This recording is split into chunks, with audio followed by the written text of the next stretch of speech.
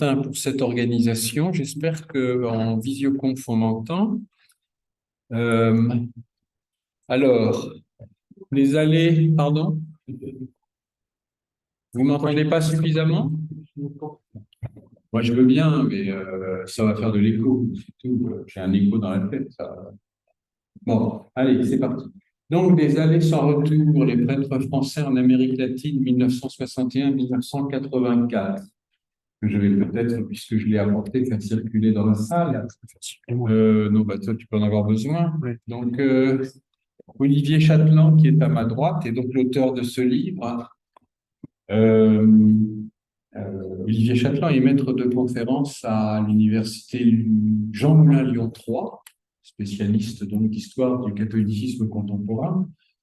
Il avait fait une thèse il y a très très longtemps sur les catholiques et les catholiques et la croissance urbaine, en prenant la région lyonnaise, l'agglomération lyonnaise comme espace, comme observatoire. Et puis ce livre-là est je pense qu'il y a des liens entre sa thèse et sa recherche, la recherche qu'il a faite ensuite. Oui. Et ce livre-là est le résultat d'une habilitation à diriger des recherches qu'il a soutenues il y a quasiment exactement 2 ans, presque jour pour jour. Et donc, c'est un livre qui porte sur le comité épiscopal France-Amérique latine, quelque chose dont on ne parle plus guère aujourd'hui, mais qui est un comité qui avait été créé au moment du Concile Vatican II et qui a fonctionné pendant à peu près une trentaine d'années, plus ou moins bien, et qui était le comité à travers lequel l'épiscopat français et l'Église de France s'est engagé dans l'action en Amérique latine, à envoyer des prêtres, à essayer de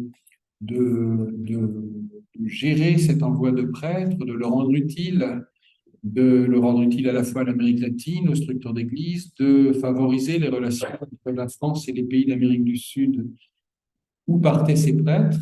Et donc, le livre prend cet observatoire qu'est le comité épiscopal et en fait raconte à travers cet observatoire, raconte 30 années de relations entre l'Église de France et l'Amérique latine, raconte un certain nombre d'itinéraires de prêtres, d'itinéraires individuels, de prêtres qui sont partis, qui ont vécu là-bas pendant 1, 2, quelquefois 3 décennies, qui ont traversé l'histoire extrêmement mouvementée de l'Amérique latine des années 60 aux années 90, c'est-à-dire le temps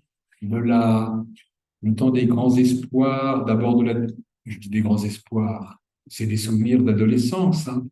Mais oui, alors avant, le temps de la démocratie chrétienne dans les années 60, le temps des gouvernements populaires, des gouvernements de gauche dans la deuxième moitié des années 60, au début des années 70, et puis ils ont vécu aussi le temps des dictatures, donc le temps de la répression. Certains d'entre eux sont restés sur place, d'autres sont revenus en Europe et se sont engagés dans d'autres combats. Et donc, il y a dans ce livre quelque chose d'assez extraordinaire qui est à la fois une histoire transatlantique du catholicisme, une histoire des relations, et puis l'histoire d'individus, l'histoire de personnages qui sont eux-mêmes entraînés dans les méandres et les difficultés d'une période vraiment très agitée.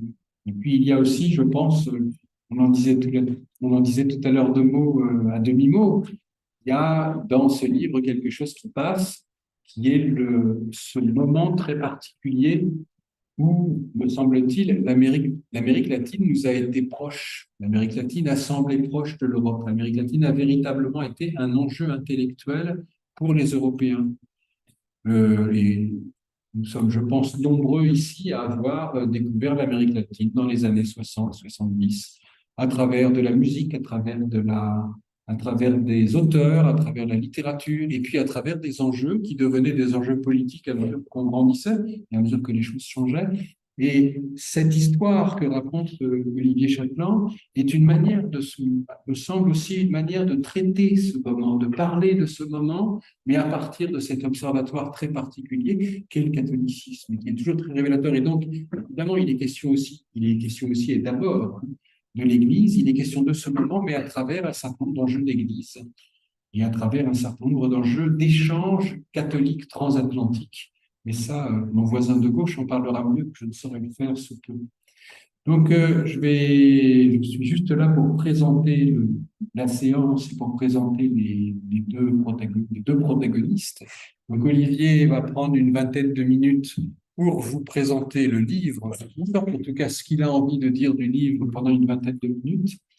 Et puis, pour lui répondre, à ma gauche, donc, Olivier Compagnon, qui est professeur à l'Université Sorbonne Nouvelle, Paris 3, à l'Institut d'histoire de l'Amérique latine. Je me trompe toujours sur le site. Institut des hautes études. Les hautes études, voilà, ben oui, c'est pour ça que je me trompe. Il n'y a qu'une seule haute étude, c'est donc l'Institut des hautes études de l'Amérique latine, et qui est par ailleurs donc un spécialiste bien connu à la fois d'histoire de l'Amérique latine, d'histoire du catholicisme, des religions en Amérique latine, et qui est, sauf erreur de ma part, directeur ou co-directeur de la revue Les Cahiers d'Amérique latine, parmi qui a fait un certain nombre d'ouvrages autour de l'Amérique latine, et donc qui répondra tout à l'heure, qui prendra la parole à son tour une vingtaine de minutes pour compléter, commenter, discuter ce qu'aura expliqué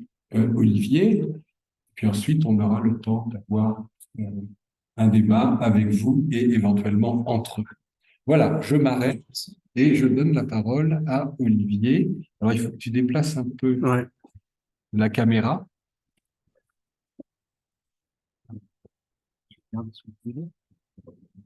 Et peut-être Martin peut venir nous aider parce qu'il a l'habitude ça va, là, des manipulations. Et moi, je vais faire circuler ça.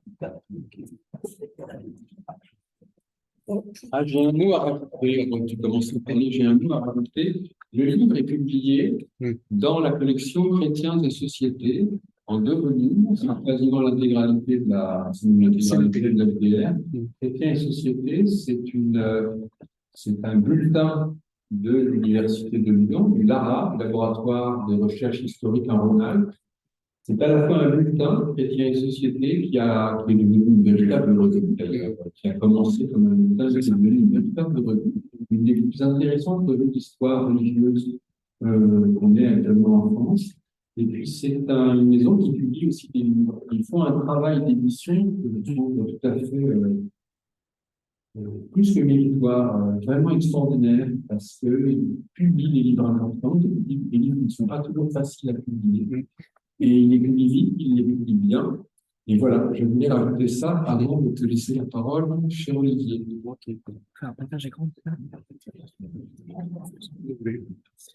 Merci beaucoup, Denis. J'adresse d'abord, je suis très touché de l'invitation de Martin Dumont et de Liraire, d'abord. Parler de son livre, c'est toujours une chance extraordinaire. Dans le cas de la Sorbonne, n'en parlons pas. Et surtout avoir avec soi, ça arrive quelques fois dans la vie. Denis Beltrame et des compagnons, on a même équipe pour parler de ce qu'on a écrit, c'est quelque chose. Et puis, donc, merci à vous qui êtes venus malgré la pluie pour entendre parler de l'Amérique latine et des changements atlantiques. Donc, vraiment, je suis content d'être là. D'abord, je voulais dire un mot sur ce qu'a dit Denis à propos de la collection. Effectivement, j'ai choisi de publier mon HDR chez Chrétiens et Sociétés, non pas parce que c'est mon laboratoire, mais parce que je considère, c'est une façon de soutenir la collection, qui est quand même forte de 50 titres aujourd'hui. Ils sont tous en version papier et en open édition, à part celui-ci, mais d'ici quelques semaines, il sera aussi en accès libre sur open édition. L'idée, c'était qu'aussi en Amérique latine, je puisse être lu et discuté. Donc, c'était un choix de ma part. Le choix aussi, c'était d'être publié intégralement, de ne pas faire de coupe. Et donc, trouver un éditeur qui prend intégralement une HDR, il n'y en a pas beaucoup. Donc, voilà. Et puis, ça permettait d'être publié rapidement aussi dans la mesure où c'était mon labo et que ça facilitait les choses. Donc, voilà. Donc, je voulais rendre aussi hommage à Christine Chalier qui m'a beaucoup aidé dans le travail de mise en page et qui a facilité l'accélération, je dirais, du processus de publication. Alors, je me suis posé la question de la façon dont en 20 minutes, je pouvais vous présenter qu'est-ce que j'avais à dire sur le livre. J'aurais beaucoup de choses à dire. Je me suis dit que vous présentez peut-être la table des matières du livre en la commentant rapidement, en mettant un PowerPoint sous les yeux, ça pourrait être utile. Donc, c'est ce que je vais faire pendant une dizaine de minutes en espérant ne pas être trop rapide ni trop, en même temps trop succinct, mais c'est plutôt une invitation à lire le livre de près. Et dans la dernière partie de mon intervention, je reviendrai sur quelques résultats qui me semblent importants. Il n'y a pas que cela, mais je voudrais insister peut-être sur quelques idées. Volontairement, je vais laisser de côté un certain nombre de résultats qui, je pense, vont apparaître dans la discussion. Ce livre, j'ai choisi un plan chronologique, 3 parties qui regroupent au total 8 chapitres, qui est pressé, tout part d'une lettre, lettre du pape Jean XXIII, que je vous ai mis sous les yeux, mais vraiment pour vous dire que cette lettre existe. Jean XXIII au cardinal Liénard, président de l'Assemblée des cardinaux archevêques, le 25 septembre 1961, tout part de là, de cette lettre qui va donner naissance effectivement plusieurs mois après à l'archevêché de Paris, à la création d'un comité épiscopal France-Amérique latine qui ne s'appellera pas comme ça tout de suite, mais qui va se stabiliser ensuite sous le nom de Céphale. Donc c'est effectivement une histoire du Céphale que j'ai essayé d'écrire dans ce livre. Céphale qui est, on peut le dire, pratiquement mort aujourd'hui. On a fêté son enterrement, on peut dire ça comme ça, à la conférence des évêques de France il y a à peu près un mois. On a fait une fête autour du Chili, et c'était une façon aussi de dire au revoir au Céphale, je crois, en tout cas entre les lignes. Donc l'association existe encore, mais le Céphale, lui, a vécu. Donc on parle aussi d'un objet aujourd'hui qui n'existe plus. Mais cette histoire est très peu connue, en tout cas avant que je découvre qu'il y ait des cartons au Centre national des archives de l'Église de France. Je n'avais pas lu grand-chose sur cette histoire et j'ai trouvé que c'était une façon effectivement de parler des échanges transatlantiques, de parler du catholicisme français, mais par un autre biais, par un autre regard. Alors, dans une première partie qui n'apparaît pas dans le livre, Olivier m'en a dit tout à l'heure, je n'avais pas fait attention, les parties n'apparaissent pas en tant que telles, mais dans le mémoire inédit d'HDR, c'était comme ça que c'était présenté. Dans une première partie, j'ai montré que c'était un élargissement du monde pour l'Église de France entre 1961 et 1966. Donc, je vous ai mis que les têtes de chapitres à l'écran, et je vais simplement commenter rapidement à chaque fois chaque chapitre. C'est une création improvisée. Création improvisée, donc, parce qu'il faut tout inventer sur l'Amérique latine dans l'Église de France. J'ai d'abord essayé de faire un état des lieux, donc c'est le grand 1 que vous voyez. Qu'est-ce que c'est que l'Amérique latine au tournant des années 50-60? Est-ce que c'est une terre de mission française dans l'Église de France, mais aussi en dehors? Donc j'ai fait un bilan des publications, par exemple, catholiques francophones qui existaient sur la période. Est-ce qu'il existe des têtes de pont, c'est-à-dire des réseaux catholiques en Amérique latine, au seuil des années 60? Alors j'ai retrouvé l'économie humanisme, j'ai retrouvé le maritaimisme étudié par Olivier Compagnon. J'ai retrouvé aussi le recyclage d'officiers français venus de l'OAS. J'ai retrouvé une présence congréganiste française, mais extrêmement mal connue et qui mériterait qu'on s'y intéresse aujourd'hui. Dans un second point, Rome et l'Amérique latine, j'ai essayé de montrer que le Céphale n'était pas seul dans la bataille, il prenait sa place dans une géopolitique en cours qui correspond au fait que Pie XII, Jean XXIII s'intéresse de plus en plus à l'Amérique latine, parce qu'il y a plusieurs raisons à cela, mais il y a notamment Cuba en 1959 qui bascule dans le castrisme. L'Amérique latine apparaît comme une nouvelle frontière. On le voit à toute une série d'encycliques, 1951, 1955. L'encyclique de 1957, Fidei Donum, envoie des prêtres en Afrique, en Asie, mais aussi en Amérique latine. Et c'est le moment où naissent d'autres organismes, pas uniquement en France, organismes d'envoi de prêtres séculiers vers l'Amérique latine. J'y reviendrai. Dans ce moment-là, au moment où Rome s'intéresse à l'Amérique latine, le besoin de prêtres pour l'Amérique latine est un postulat qui n'est jamais discuté. On part du principe que l'Amérique latine a besoin de prêtres. Rares sont les voix discordantes, pour toute une série de raisons qu'on pourra discuter après. Il y a un déficit structurel. Du coup, il y a un modèle à inventer. Quelles sont les ressources à disposition? Il n'y a pas de commission française, par exemple, sur les missions, ça n'existe pas. Il y a les OPM, mais ce n'est pas une commission à proprement parler. Il y a simplement une petite quinzaine de prêtres diocésains qui sont en France avant la création du Céphale en 1962. Donc, un comité se met en place autour de Veuillot, Riobé, Boulard, Le Bourgeois et Chegaray. Ils sont choisis parce qu'ils ont quelques réseaux, quelques connaissances, quelques contacts en Amérique latine. C'est essentiellement pour ça qu'ils font partie du comité. Un comité pour quoi faire? Bien, Denis l'a dit tout à l'heure, pour coordonner un envoi de prêtres diocésains, ça c'est la nouveauté des prêtres diocésains vers l'Amérique latine, un envoi coordonné, un suivi sur place et aussi un retour. Qu'est-ce qu'on fait des prêtres qui reviennent après 5, 10, 15 ans de contrat sur place, puisqu'un contrat est signé? Dans un second chapitre que j'ai intitulé Tâtonnement, recherche et partenaires, il faut d'abord constituer une équipe transatlantique. Cette équipe transatlantique, vous l'avez sur l'écran. Guy-Marie Riobé, évêque d'Orléans, qui est le directeur du Céphale. Derrière lui, François de l'Épinay et encore derrière lui, Michel Coast. Ça, c'est une équipe de choc qui correspond à ce qu'on appellera après l'âge d'or du Céphale. On pourra revenir sur ces personnages-là, mais un mot sur chacun. Guy-Marie Riobé, c'est l'homme de l'Action catholique spécialisée au départ. C'est un homme qui a des contacts avec un réseau Jésus Caritas en Amérique latine, qui a fait quelques séjours là-bas, notamment avec René Voyaume. Donc, c'est l'homme de la situation. C'est un spécialiste des missions, il va en parler, il sera expert pour cela, enfin, il sera au Concile Vatican II, il va parler des missions. Michel Coast, le troisième de la bande, c'est à la fois le secrétaire du céphale, le rabatteur du céphale et l'animateur du céphale, c'est l'homme à tout faire.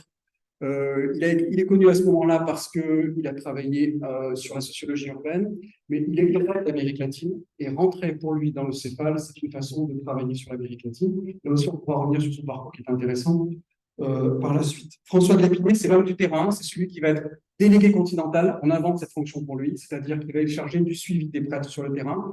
François de Lépinay, c'est pas n'importe qui, il a été aumônier pendant la guerre d'Algérie, aumônier pour l'armée française pendant la guerre d'Algérie. Il s'est positionné comme étant un de ceux qui disaient non à la torture. Et donc, il s'est fait quelques inimitiés dans l'armée française et sa nomination à la tête du céphale a été compliquée. J'ai fait un focus sur la formation de cette prêtre fidèle, une sorte de portrait de groupe d'une avant-garde missionnaire. Ils ont la trentaine, ils ont une expérience d'action catholique. Ce ne sont pas de jeunes bleus. Souvent, ils ont une expérience en France. Ils viennent plutôt de terre de chrétienté en France. Et ils partent parce qu'ils ont lu l'encyclique des Guillaume, ou alors parce qu'ils ont rencontré, il y a des contacts avec l'Amérique latine, des prêtres qui sont venus, par exemple, discuter avec eux en France, et surtout parce que la guerre d'Algérie les a marqués aussi. Ils ont une dette morale à l'égard des peuples colonisés. C'est aussi une façon pour eux de réparer cette dette.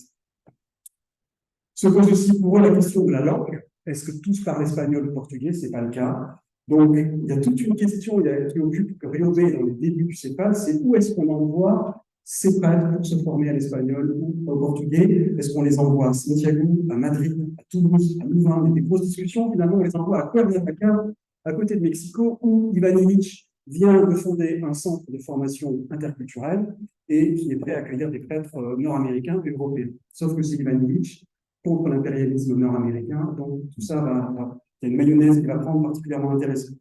Le stage de langue portugaise, il se fait à Petropolis, et non pas à Louvain, mais Petropolis est en lien avec le CIF de Illich.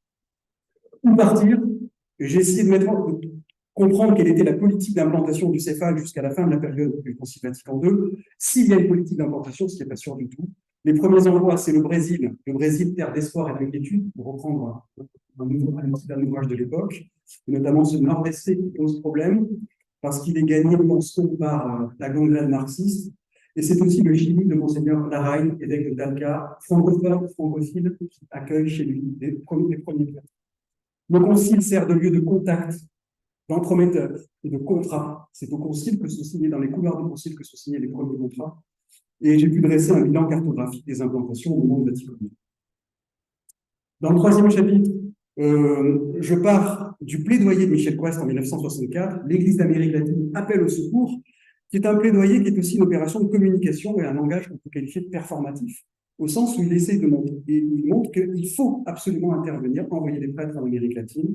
Pourquoi? Parce que c'est un continent hors norme, parce que le catholicisme latino-américain est précaire et il ne peut sans doute pas faire face au marxisme. C'est une Amérique latine en adolescence, et c'est un terme que connaît bien Michel Coast, qui a écrit sur les adolescents. Il faut aider le sous-continent donc à se sauver lui-même, et pour cela, il y a une solution, c'est le choix de l'action catholique spécialisée. Il faut lever un certain nombre d'obstacles. Le modèle missionnaire est en crise à ce moment-là.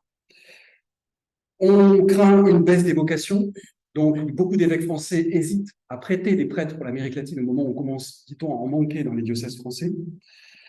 Jusqu'au vivre dans la pauvreté, c'est un autre obstacle, c'est-à-dire qu'il y a des échos assez rapidement qui arrivent dans les oreilles des évêques français. On s'aperçoit que ces prêtres vivent vraiment dans une misère matérielle qui parfois évolue, mais parfois qui est subie aussi dans ces diocèses argentins, brésiliens, chiliens, uruguayens. Mais ce céphale parvient à conquérir une forme d'autorité au sein de l'Église de France, c'est ce que je montre dans cette partie. Et puis, il y a un bilan qui se fait en 1966, en janvier 66, au lendemain de la clôture de Vatican II à Sao Paulo. 70 prêtres fidei donum se retrouvent autour de Monseigneur Riobé qui a fait le voyage. Et là, on essaye de définir ce que peut être une ligne céphale. Cette ligne céphale, elle est faite d'humilité. Il faut être converti, ne pas convertir les autres. Le repoussoir, c'est vraiment le colonialisme, ne pas être de nouveaux colons en Amérique latine. Donc, il ne faut surtout pas être des prêtres espagnols, italiens ou portugais. en Amérique latine. Les premiers retours d'expérience des prêtres français, d'après ce qu'ils disent sur place à Sao Paulo, c'est que ça se passe très bien. Nous sommes des prêtres heureux, disent-ils. Mais rapidement, quand même, les ambiguïtés d'une présence apparaissent. Les relations avec le clergé local ne sont pas forcément toujours bonnes. Ils cherchent leur place. Et d'ailleurs, les attentes latino-américaines, certains évêques interviennent à Sao Paulo en 66 pour dire ce qu'ils attendent de ces prêtres. Les attentes sont contradictoires. Est-ce qu'on attend des prêtres bâtisseurs d'église? Est-ce qu'on attend des prêtres plutôt action catholique? Ou sur un autre modèle? Bref, j'ai parlé d'impossible transfert pastoral, de sérieuses mises en garde par les évêques latino-américains, alors même que tout semble aller pour le mieux. Dans une seconde partie que j'ai intitulée Fidélité et rupture au cœur du tiers-mondisme catholique, qui nous emmène jusqu'en 1976, j'ai d'abord évoqué ce temps de l'optimisme au céphale, avec ce qui devient véritablement une plateforme logistique missionnaire. D'abord, financièrement, ça va mieux. Le céphale est aidé par Adveniat et par l'aide à l'Église en détresse. Fonctionne comme une guerre de triage, pardon. On essaye de marier des propositions entre des prêtres qui se portent volontaires en France et des diocèses latino-américains qui demandent des prêtres. Donc c'est ça le céphale en fait, les archives du céphale, c'est ça, c'est de la gestion courante en permanence de mariage de propositions et de gérer les problèmes qui se posent. Les compétences, est-ce qu'il faut les élargir? Est-ce qu'il faut aussi, par exemple, s'occuper des étudiants latino-américains à Paris? C'est une question qui se pose. Est-ce qu'il faut s'occuper aussi des laïcs à envoyer sur place? À chaque fois, le céphale dit non, de se concentrer sur la mission qui lui a été donnée. La question Illich revient à toute bombe, si j'ose dire, en 1969, puisque Illich est inquiété. À Rome, on s'inquiète du discours qu'il fait aux missionnaires, qu'il décourage en fait d'aller en Amérique latine. Illich est donc inquiété et on trouve une solution côté français et côté canadien, c'est qu'on ira certes au SIDOC, mais on logera les prêtres à une demi-heure de marche dans le Ciruelo, afin qu'ils ne soient pas sans cesse en contact avec Ivan Illich qui passe pour un gourou dont on ne veut pas de l'influence. Le céphale apparaît comme un acteur à part entière à ce moment-là, il est reconnu par ses partenaires, y compris par ses partenaires européens. Il est à l'initiative, il propose un nouveau contrat, il est plus écouté qu'auparavant. Les relations sont plus équilibrées aussi dans l'Église de France avec d'autres partenaires. Mais déjà, c'est sans doute la fin du consensus parce que des évêques se plaignent déjà de certains prêtres français qui paraissent subversifs. On est en 1967. Donc voilà, il y a ce type de carte qui est dans le livre. Vous voyez, c'est peu de monde, parce qu'un bonhomme égale un bonhomme. Ce n'est pas un bonhomme égale 100 prêtres, c'est un bonhomme égale un prêtre fidèle de nous. Vous voyez, à la taille du Brésil, 62, c'est une goutte d'eau, ne serait-ce que chez les missionnaires eux-mêmes. Mais ça se passe mal dans les années 68. C'est la montée des contestations. Le céphale est sous le feu des critiques. Il y a une irruption de la parole des prêtres. Contre l'Église conservatrice, contre l'Église néocoloniale. Il y a une expertise du terrain qui remonte. On ne veut pas être complice d'une certaine forme d'Église. Les autorités militaires brésiliennes répriment à partir de 1968. C'est l'emprisonnement des Fils de la Charité à Santos, fin 68. L'emprisonnement de Xavier de Maupoux et de José Antonio Magalhães, fin 70. Jean Lacreva, Daniel Chouf sont également réprimés en 1971 au Brésil. Je passe. Une crise de gouvernance aussi parce que Riobe, Coas, Lépinay passent le relais en 69-70. Or, ça se passe mal, la prise de relais. On a du mal à trouver un successeur. Il y a une crise de la représentation. Les prêtres s'estiment insuffisamment représentés. Donc, Lépinay claque la porte, par exemple, ne se reconnaît pas dans les nouvelles options qui sont prises. La question qui se pose, est-ce que le céphale doit répercuter, comme le demandent les prêtres en France, les réalités d'Amérique latine? Il y a des débats à la tête du céphale à Paris. Est-ce que c'est sortir de sa mission que de répercuter ces réalités-là? Donc, l'organisme, est-ce que le céphale est un organisme qui parle? Pour reprendre une expression de l'époque, quelle légitimité a-t-il à parler? Ce céphale est rapidement dans la tourmente, c'est ce que je indique dans le chapitre 6. Les prêtres français deviennent des personnes non bienvenues, c'est le moins que l'on puisse dire, parce qu'ils défendent des communautés paysannes, souvent, parce qu'ils sont supposés appuyer des guérillas, parce que tout simplement, on les accuse d'être des marxistes. Alors, je n'ai pas dressé un martyrologe, ce n'était absolument pas le but dans le livre, parce que d'autres l'ont fait avant moi. Moi, j'ai voulu exposer les faits, les acteurs, avec toutes les archives à disposition. Donc, j'ai fait une histoire bataille. J'ai essayé de dire tout ce qu'on pouvait dire sur l'expulsion de Jeanne Bourdon du Pérou en 1972, l'emprisonnement et l'expulsion de Louis Rouvre en Uruguay en 72-73, François Jantel, au Chili, avant et après le coup d'État, des prêtres français menacés et traqués, et le rôle de l'ambassade et du couple de Menton, l'enfer de la dictature militaire argentine, les renvois de Charles Planco et de Claude Fèvre-Dubose, la détention de François d'Alteroche, l'expulsion de Jacques Renevaux, l'assassinat de Gabrielle Longueville, la disparition des religieuses Alice Domont et Léonie Duquet. Donc je me suis posé la question, est-ce qu'ils sont des prêtres rouges? Est-ce que leur formation a été subversive ou pas? On pourra y revenir dans la discussion. Et j'ai essayé de comprendre quelles étaient les logiques politiques qui font qu'ils s'engagent au service des populations dont ils ont la charge. Donc, j'ai évoqué Medellín, le socialisme, le laboratoire chilien, on pourra y revenir, notamment. Je vais vite parce que je vais essayer de ne pas trop déborder les 20 minutes. Et dans la troisième et dernière partie, j'essaie d'aborder le temps de la normalisation. Temps de normalisation qu'on pourrait peut-être qualifier de temps d'essoufflement, on en a parlé au moment de la soutenance d'HDR, temps de la marginalisation peut-être aussi pour le céphale. La question que je me suis posée, c'est est-ce que le céphale est encore un comité épiscopal à cette époque-là? D'abord parce que les évêques sont en fait marginalisés. Ceux qui tiennent le céphale, ce sont les prêtres eux-mêmes et les délégués régionaux. Le chanoine Boulard s'en va en claquant la porte, il ne s'y reconnaît plus. Les prêtres protestent contre les cardinaux Danielou, Rossi, Villot, qui distillent, apportent des contre-témoignages sur ce que c'est que l'Amérique latine de l'époque. Ce qui fait que le céphale est reconnu comme comité épiscopal très tardivement en 1976. C'est une refondation en trompe-l'œil. En fait, c'est une façon pour l'épiscopat français de mettre la main sur un céphale qui lui échappait jusqu'à présent. Le céphale est-il porteur d'une parole dans l'Église de France? J'ai montré dans le livre que c'est très relatif. Il y a une conscientisation très ponctuelle en France. Les effets indirects, essentiellement, mais ce sont des effets indirects, le bulletin Dial de Charles-Antoine et un débat aussi sur la religion populaire. Je termine la présentation générale du livre avec le dernier chapitre, ce que j'ai intitulé Désenchantement et résilience, jusqu'en 1984, où j'ai montré que le céphale, c'est d'abord le céphale en France, c'est une famille, c'est une sociabilité, c'est des copains. C'est rue de l'Abbé Patureau, à Montmartre, où se retrouve en fait tout ce petit monde de l'Amérique latine. J'ai essayé de montrer aussi que c'est un organisme qui est en mal d'identité, ne serait-ce que par ses financements, être financé à la fois par aide à l'Église en détresse et par le CCFD, par exemple, c'est un peu la quadrature du cercle. Donc on a du mal à s'y retrouver. Et surtout, qu'est-ce qu'on fait de ces ex-fidei donum qui reviennent en France? Certains sont mariés, certains ne sont pas mariés, mais il faut les recaser en France dans les diocèses. Avec l'expérience et le bagage qu'ils ont eu, le mal-être est évident. Donc il y a toute une question qui se pose sur leur réintégration en France. Ce sont des héros ordinaires, finalement. J'ai peu analysé leur travail, on pourra là aussi y revenir, mais ils sont peu nombreux, mais ils font un travail, je dirais, très polyvalent. Ils s'adaptent à toutes les situations. C'est le Quai d'Orsay qui le dit, c'est pas uniquement le céphale. Au fond, ils veulent devenir des Américains. Il y a un coup de foudre pour l'Amérique latine.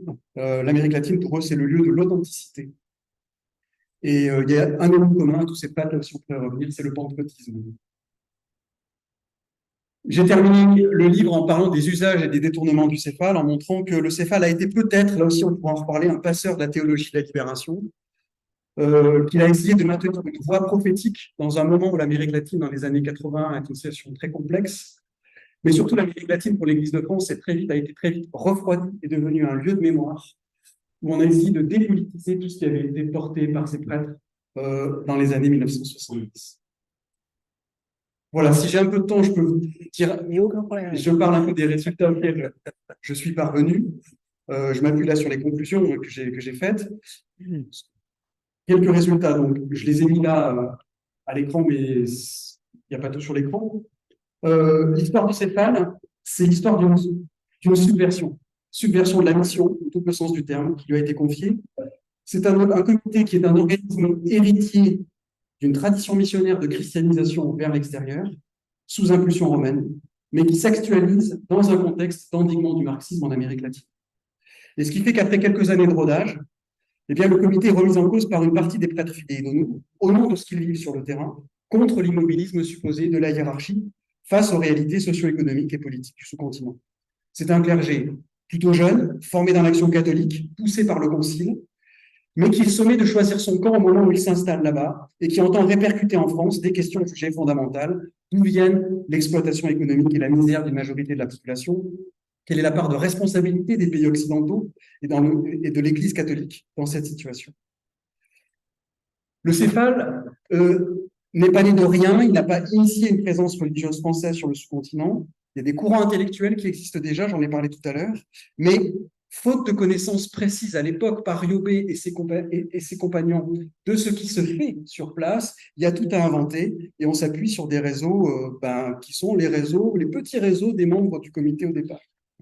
Il y a un recours à des experts, donc, nous semble-t-il, au départ. L'internationalisation du comité, elle est immédiate par sa vocation, mais aussi parce qu'il faut rechercher rapidement des stages d'apprentissage linguistique. Il faut insérer rapidement ces prêtres dans des organismes d'envoi. Iobé est sans cesse amené à dépasser l'échelle de l'Église de France, dont le soutien est pour le moins timide. L'officialisation tardive d'une équipe de direction, l'officialisation tardive d'un nom est révélateur de la précarité institutionnelle du céphale, qui tente de mettre sur pied ce que l'Assemblée des cardinaux archevêques n'a pas réussi à mettre sur pied pour l'Afrique. La politique d'implantation se construit à l'intersection de plusieurs directives, les directives romaines, les rencontres de prélats latino-américains, et puis surtout, elle se fait de façon empirique sur le terrain, par les impressions laissées par François de Lépinay, par exemple, qui joue un rôle essentiel. Il ne faut pas donc surinterpréter les logiques d'implantation parce qu'il y a beaucoup d'empirisme là-dedans. Il y a un pilotage à distance obligatoire parce que le céphale ne maîtrise pas ce qui se passe en Amérique latine. Il n'en a pas la connaissance. L'Amérique latine est un motif principal, est un motif permanent d'inquiétude.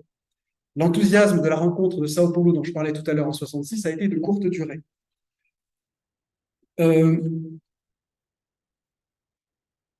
Au sein du comité, ce qui me semble intéressant, c'est que s'est créé au fil des années une culture et une sociabilité particulière qui s'apparente moins à un esprit de corps, comme on pouvait le voir par exemple chez les missions étrangères de Paris, qu'à une familiarité de copains, soudés par la pratique du terrain, soudés par une conversion personnelle aux pauvres, soutenus par un amour pour un continent qu'ils découvrent pour la plupart. Donc le céphale, c'est d'abord une diaspora aussi. Diaspora qui est une bannière de ralliement, mais qui ne pèse pas suffisamment en France pour dire quelque chose à l'Église de France. Est-ce qu'on peut dresser, pour terminer, un bilan de l'histoire du céphale sur la période, finalement, à quoi il a servi, ce comité? Alors, d'un strict point de vue comptable, le céphale n'a pas rempli la finalité, d'ailleurs démentielle, qui lui était assignée, à savoir l'encadrement religieux des populations d'Amérique latine. Pourtant, la formation des jeunes et des adultes, l'éveil du laïcat, comme on dit dans les textes, l'accompagnement des communautés ecclésiales de base, ont permis à des laïcs de prendre leurs responsabilités, voire à se passer de la présence du clergé étranger. Et finalement, est-ce que le céphale n'a pas participé à son propre évitement? Est-ce que ce n'était pas la finalité ultime des membres du comité, faire accéder à une certaine maturité un catholicisme trop dépendant de l'extérieur? D'une certaine façon, les fidei donum ont travaillé à leur propre disparition, et leur réussite était à ce prix. De ce point de vue-là, c'est peut-être réussi. Avec Dial, avec Témoignages chrétiens, avec toute une nébuleuse de revues et de mouvements qui gravitent autour dans le christianisme de l'époque, le céphale a porté sur son dos l'utopie latino-américaine du catholicisme de gauche en France. Il en a donc subi aussi la marginalisation. Mais il a fourni, pendant deux décennies, une place de choix à un clergé diocésain désireux de connaître l'Amérique latine et qui, à son tour, a répercuté ces réalités au sein de réseaux amicaux, paroissiaux, associatifs en France. Ce clergé diocésain n'a pas véritablement vécu la théologie de la libération ou de nouvelles façons de vivre en communauté par procuration. Le céphale a donné la possibilité physique d'une circulation transatlantique pour ses prêtres, avec un contrat autorisant donc une expérience y compris par le corps, et pas uniquement une expérience, je dirais, d'ordre textuel ou intellectuel. Ces déplacements physiques de prêtres ont occasionné un déplacement symbolique du comité, que l'Église de France a éprouvé des difficultés à reconnaître. Parce que le comité est encombrant, il est encombrant par les attentes qu'il suscite. Il incite de jeunes prêtres au départ, alors qu'on en manque en France. Il développe une rhétorique tiers-mondiste qui attire ceux qui, dans l'Église, étaient déjà tentés par le socialisme. Et il importe dans le catholicisme français des affaires de prêtres emprisonnés, de prêtres expulsés ou de prêtres mariés, dont la hiérarchie se serait bien passée. Le comité a cependant inventé autre chose. Il me semble qu'il a inventé des manières de faire qui s'apparentent à une sorte de politique de ressources humaines qu'on ne trouve peut-être pas ailleurs dans d'autres comités de l'Église de France. On y pratique la concertation avec les candidats au départ, pour savoir où est-ce qu'on a envie d'aller. On y pratique le suivi bienveillant des prêtres. On y pratique l'absence de condamnation morale ou canonique, quoi que les prêtres aient pu faire, quoi qu'ils aient pu penser, en dépit des crises et des contestations. Il y a une sorte de bienveillance au céphale qu'on ne trouve pas partout, me semble-t-il, dans l'Église de France dans ces années-là. Il y a une délégation des pouvoirs auprès de délégués continentaux. Il y a une gestion souple des contrats pour éviter des retours secs. Donc, c'est tout un fonctionnement qui a été inventé pour faciliter les décisions. Le céphale a aussi permis aux évêques français de garder le contact avec les affaires du monde et de les sensibiliser à des questions internationales, au-delà des discours convenus sur l'universalité de l'Église. En se dotant pour la première fois d'un organisme dont la justification même est l'échange de personnel religieux à l'échelle internationale, sans relever à proprement parler de la mission, la Conférence des évêques de France ne peut plus faire comme si elle ignorait les situations vécues par les populations du Sud. Et le céphale a été malgré lui sans doute un cheval de Troie des problématiques latino-américaines et plus largement tiers-mondistes dans l'Église de France et peut-être aussi dans la société française. Sauf que le diagnostic de ces clercs sur place, est-ce que ça vaut la parole des évêques? Il y a un problème de légitimité de la parole du prêtre face à ses supérieurs, un problème aussi de la légitimité du terrain face au magistère, qui se joue, à mon sens, dans l'histoire du céphale. Je terminerai en disant que on peut également tirer des enseignements peut-être plus généraux de l'histoire du céphale à propos des relations entre la France et l'Amérique latine. Et je pose la question, au fond, qui a eu besoin de qui? Si on parle en termes de besoins, comme le faisait l'économie humaine de Le Bret. Quelle est la périphérie de l'autre? S'il y a eu une relation de dépendance, qui est le maître mot de ces circulations transatlantiques sur le temps long, en quel sens faut-il les lire, ces dépendances? Au terme du parcours, il m'a semblé que ce sont bien les pays d'Amérique latine qui ont absorbé et digéré les propositions françaises. Les épiscopats latino-américains, aidés par le CELAM, ont utilisé la collaboration offerte sans qu'ils aient été tenus eux-mêmes de fournir une quelconque contrepartie. La question du traitement financier, par exemple, des prêtres français sur place le montre. Les diocèses brésiliens, argentins ou chiliens, alors même qu'ils auraient dû payer, n'ont pas payé. Ils ont peu déboursé pour pouvoir bénéficier de cette aide. Et sans que l'on puisse vraiment parler d'inversion des termes de l'échange, parce que ça serait trop fort, à mon sens, les gagnants de ces circulations sont les pays d'Amérique latine, au moins sur un plan symbolique. Je terminerai en disant que les demandes qui sont transmises au comité et surtout les appréciations portées par les évêques sur les Fidei Donum fournissent une radiographie aussi ecclésiologique de l'épiscopat latino-américain lui-même. Parce qu'elles identifient ces circulations des personnalités qui sont favorables aux orientations conciliaires, des prélats bienveillants à l'égard de l'Église des pauvres. Elles signalent donc une géographie élective, ces circulations, une géographie de la francophilie en Amérique latine. Et au-delà des seuls cas de Helder Camara ou Manuel Larraín, bien connus, il est apparu nettement dans mes recherches que des évêques comme Devoto, Fragoso, Proagno, Angelelli, Iriarte, Mendes Arceo, Damert, McGrath, Casal da Liga sont des évêques qui font partie du réseau des interlocuteurs et des amis du céphale à ce moment-là. Voilà, donc le travail est à poursuivre. Il y a beaucoup à faire. Voilà, je vous remercie.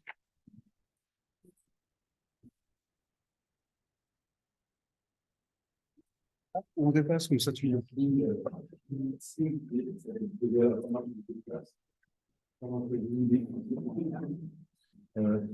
je suis frappé par ces petits groupes. Ils ne sont pas si dans l'histoire du catholicisme contemporain, il y a des groupes de prêtres, pas simplement une dizaine, mais pas non plus 500 ou 800. Des groupes de prêtres qui se constituent comme ça, qui sont suffisamment nombreux pour qu'ils puissent y avoir entre eux à la fois des jeux de solidarité et des jeux de tension, et qui deviennent il y a dans la salle Jean-Louis et Nathalie qui sont là, qui deviennent des acteurs collectifs extrêmement intéressants. Et je trouve que cette dimension-là de ce que tu viens de nous expliquer est vraiment passionnante, la carte de ce panel-là est très éloquente. Et puis, il y a le côté entre deux aussi. Et entre deux mondes, on voit apparaître des personnages, tu n'as pas parlé du Père Estrado, on va apparaître, mais on voit apparaître des personnages latino-américains, on voit apparaître des étapes de l'histoire du catholicisme français, et on voit se construire une sorte d'histoire de l'entre-deux mondes, ce qui est aussi un moyen de faire transition avec mon voisin de droite, qui est un grand amateur, une histoire de l'Amérique latine. L'histoire s'est quand même beaucoup renouvelée à travers l'idée d'une histoire transatlantique. Et l'un des principaux promoteurs de cette manière transatlantique de construire l'histoire de l'Europe et de l'Amérique, et notamment à travers l'Observatoire catholique, la question du pays de libération, etc., c'est Olivier Compagnon, auquel je laisse la parole. Merci beaucoup, Denis. Bonsoir à toutes et à tous. Je suis très content de participer à ce séminaire, d'abord parce que je vais pouvoir redire tout le bien que je pense de ce livre, que j'ai déjà dit au moment de la soutenance d'habilitation, mais aussi parce que ça tombe assez bien dans ma chronologie personnelle, puisque effectivement, j'ai beaucoup travaillé sur les échanges intellectuels entre catholicisme européen, et plus spécialement français, et catholicisme latino-américain, et puis j'ai laissé tout ça entre parenthèses pendant une bonne dizaine d'années pour engager un autre chantier. Et puis là, j'y reviens précisément maintenant pour une nouvelle enquête autour de la théologie de la libération pensée dans un espace transatlantique. Justement, donc je suis très content, ça tombe à point nommé. Alors, je commence par une petite anecdote. La semaine dernière, j'ai eu l'immense chance de faire un entretien avec Leonardo Boff. Donc, Leonardo Boff, l'un des pères de la théologie de la libération, hein, qui en 1971 publie un livre, enfin, il y a deux livres qui paraissent en 71 et qui marquent un peu la naissance officielle de la théologie de la libération. D'un côté, le livre du prêtre péruvien Gustavo Gutiérrez, et puis le livre de Leonardo Boff au Brésil. Et je l'interviewais non pas du tout sur, je dirais, les circulations intellectuelles entre Europe et Amérique latine, plus précisément Brésil, parce qu'au fond, ce sont des choses qu'il a écrites lui-même. J'avais pas mal de billes sur cette question, et je venais le voir pour savoir un petit peu le rôle qu'avait pu jouer à un moment donné la pensée chrétienne progressiste nord-américaine dans les années 50 et 60. Je pense qu'il y a quelqu'un comme Richard Shaw, par exemple, dans l'émergence, je dirais, de la théologie de la libération et je dirais des choix intellectuels très forts qui peuvent tourner aux années 60 et 70. Et sa première réponse, je lance la discussion, et sa première réponse, c'est les Américains? Non, non, les Français. Et donc, je savais que j'allais te voir une semaine plus tard. Le premier réflexe, c'était non, c'est une relation intellectuelle avec la France, mais aussi une relation de terrain. Hein, et je reviens à tout ce que tu disais sur, à un moment donné, l'expérience du céphale. C'est beaucoup moins, au fond, d'expérience intellectuelle qu'une pratique, qu'une communauté d'expérience, qu'une nouvelle manière de travailler sur le terrain, de penser les questions pastorales, etc.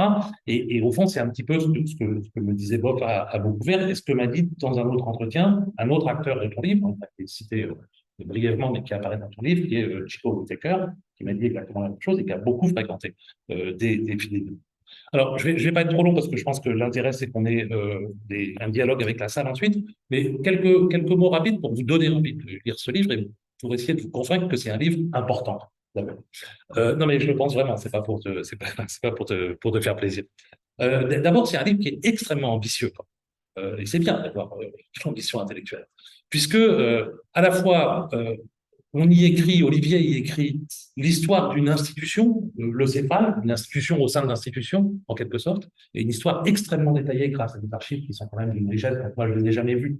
Et ce que tu nous donnes à voir de ces archives est quand même absolument spectaculaire. Et derrière ce livre, il y a, je pense, un travail de dépouillement qui est monstrueux. Enfin, je l'ai perçu comme ça, en tout cas à la lecture. Donc, c'est d'abord, on peut le lire sous l'angle d'une histoire institutionnelle, avec toutes les tensions qui peuvent exister entre ce comité et, je dirais, la hiérarchie dans différentes temporalités de son existence.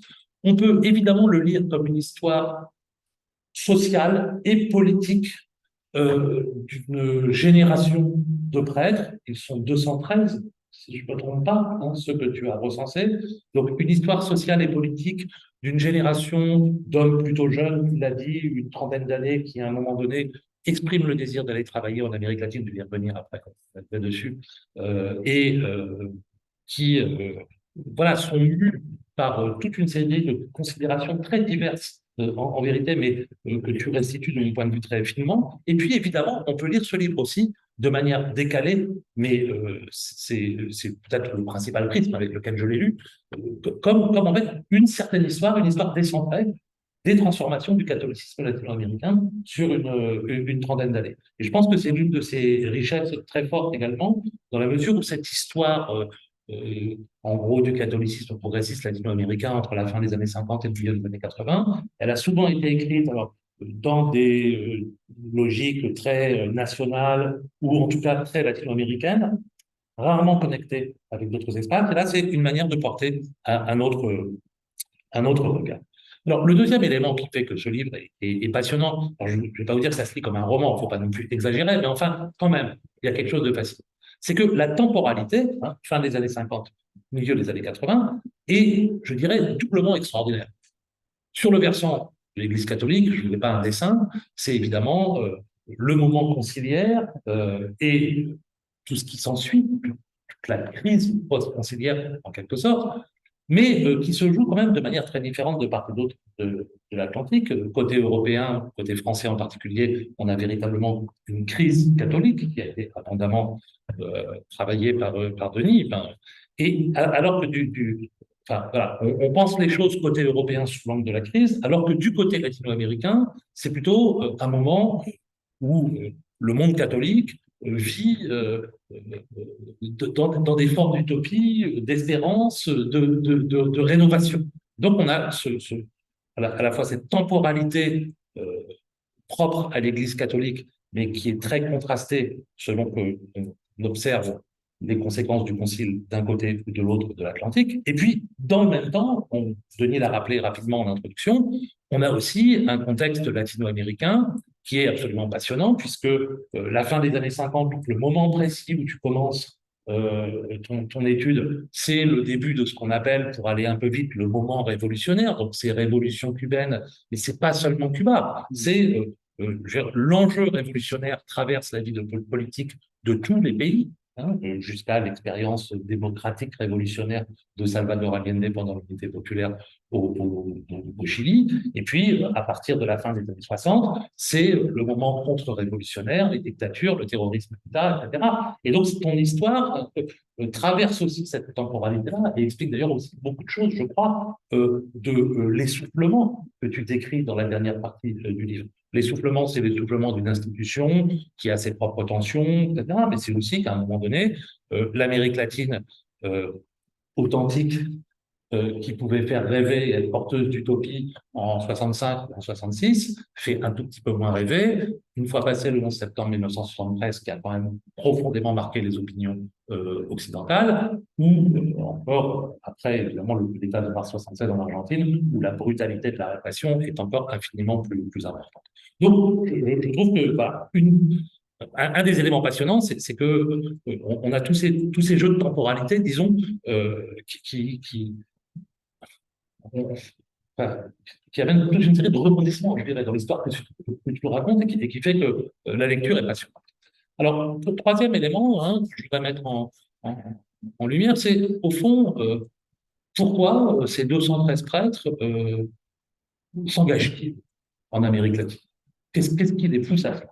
Et tu as donné évidemment un certain nombre de clés déjà dans ton intervention, en insistant par exemple sur le choc qu'a constitué la guerre d'Algérie et cette idée qu'à un moment donné, il y a peut-être une dette à payer de la part de l'Europe vis-à-vis des pays plus ou moins anciennement colonisés. L'histoire coloniale de l'Amérique latine, c'est autre chose que l'histoire d'Algérie, mais quand même. Bon, il y a évidemment les prémices du tiers-mondisme catholique. Et il y a aussi, je pense, il y a un constat objectif qui est la raison d'être quand même du CEPHAL et de tous les organismes similaires qui existent ailleurs en Europe, à savoir qu'il y a un désencadrement religieux objectif en Amérique latine. Et ce désencadrement religieux, il est moins lié à une crise des vocations.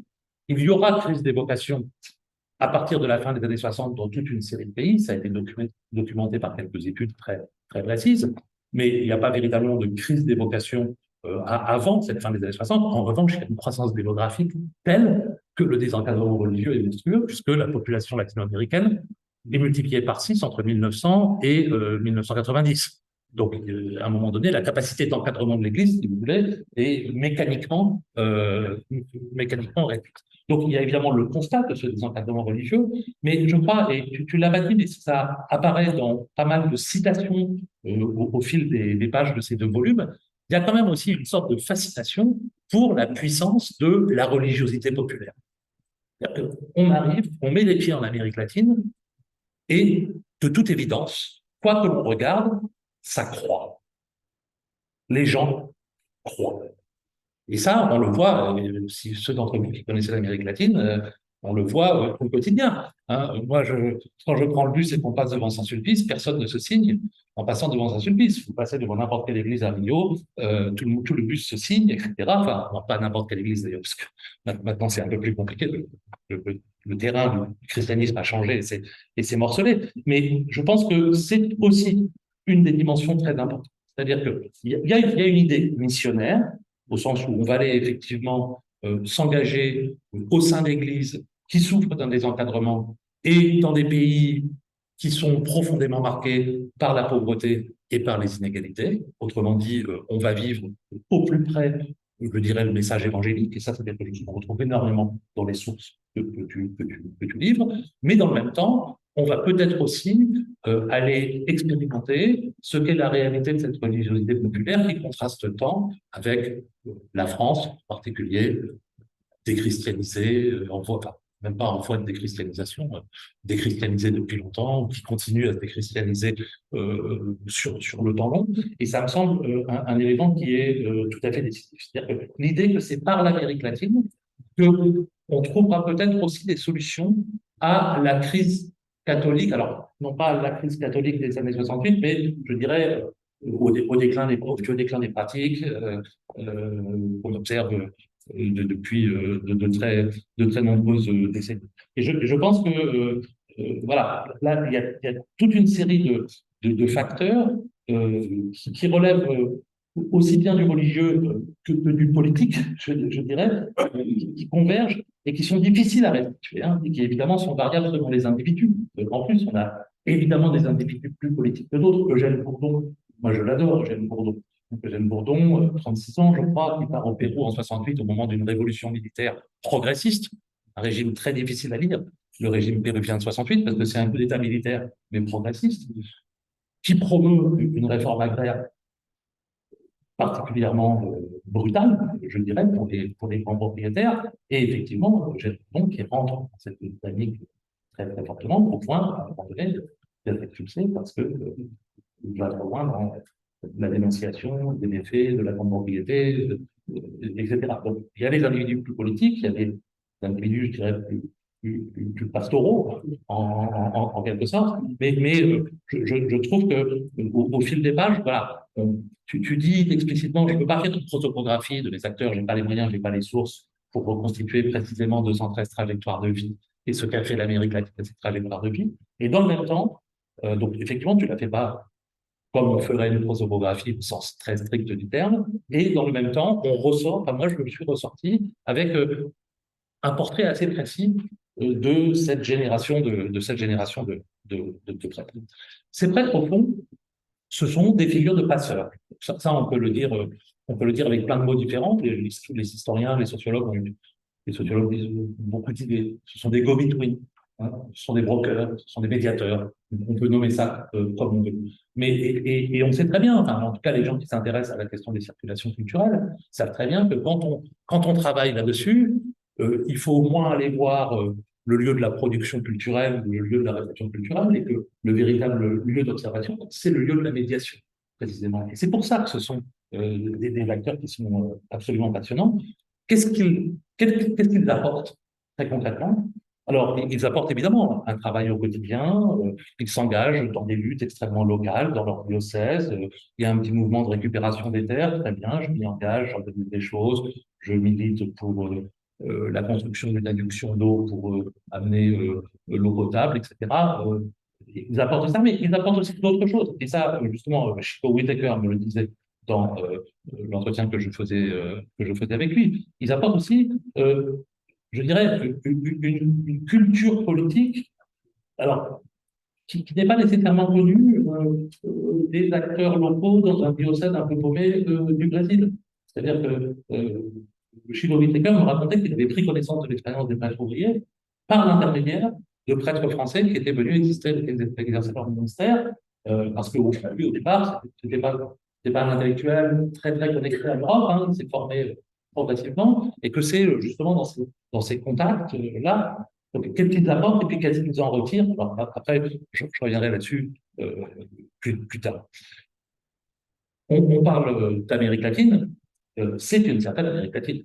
Et de ce point de vue-là, une des forces aussi travail, c'est que tu as eu les sources pour pouvoir quantifier très précisément. Et donc, quand même, hein, je rappelle, j'ai refait la statistique pour ne pas me tromper, 70% des 213 prêtres vont au Chili, en Argentine, au Brésil.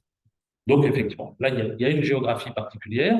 Le monde andin est presque totalement absent, enfin, voilà, de même que le monde caribéen, l'Amérique centrale, etc. Et donc, c'est une géographie particulière qui est effectivement aussi la géographie de la francophonie. Et que quand on réfléchit un petit peu sur le temps long des 19e et 20e siècles, sur ce qu'ont été les pôles de rayonnement, on va dire, la culture française, etc., ou en tout cas les pays qui se sont les moins rapidement nord-américanisés culturellement, etc., ce sont bien ces pays-là que l'on retrouve. Et là, ça serait intéressant de voir justement l'économie, quand tu disais, au fond, le CEPAL, c'est toujours une négociation entre le désir d'expatriation, en quelque sorte, ou le désir de mission que peut avoir un individu, et les besoins locaux. Je pense qu'il y a des besoins locaux absolument énormes en Équateur ou ailleurs, et qu'on ne se tourne peut-être pas vers la France à ce moment-là. Et je trouve que cette dimension, elle est assez intéressante également. Et puis, juste finir sur ces remarques très, très générales, là, je reprends une chose que Denis a dit dans l'introduction, mais qui me paraît extrêmement importante, enfin, c'est une chose qui me tient à cœur personnellement. Effectivement, la France, mais plus généralement l'Europe, et pas seulement l'Europe occidentale, également l'Europe de l'Est, vit entre la fin des années 50 et le milieu des années 80, un moment latino-américain. Un moment latino-américain qui est un moment évidemment politique.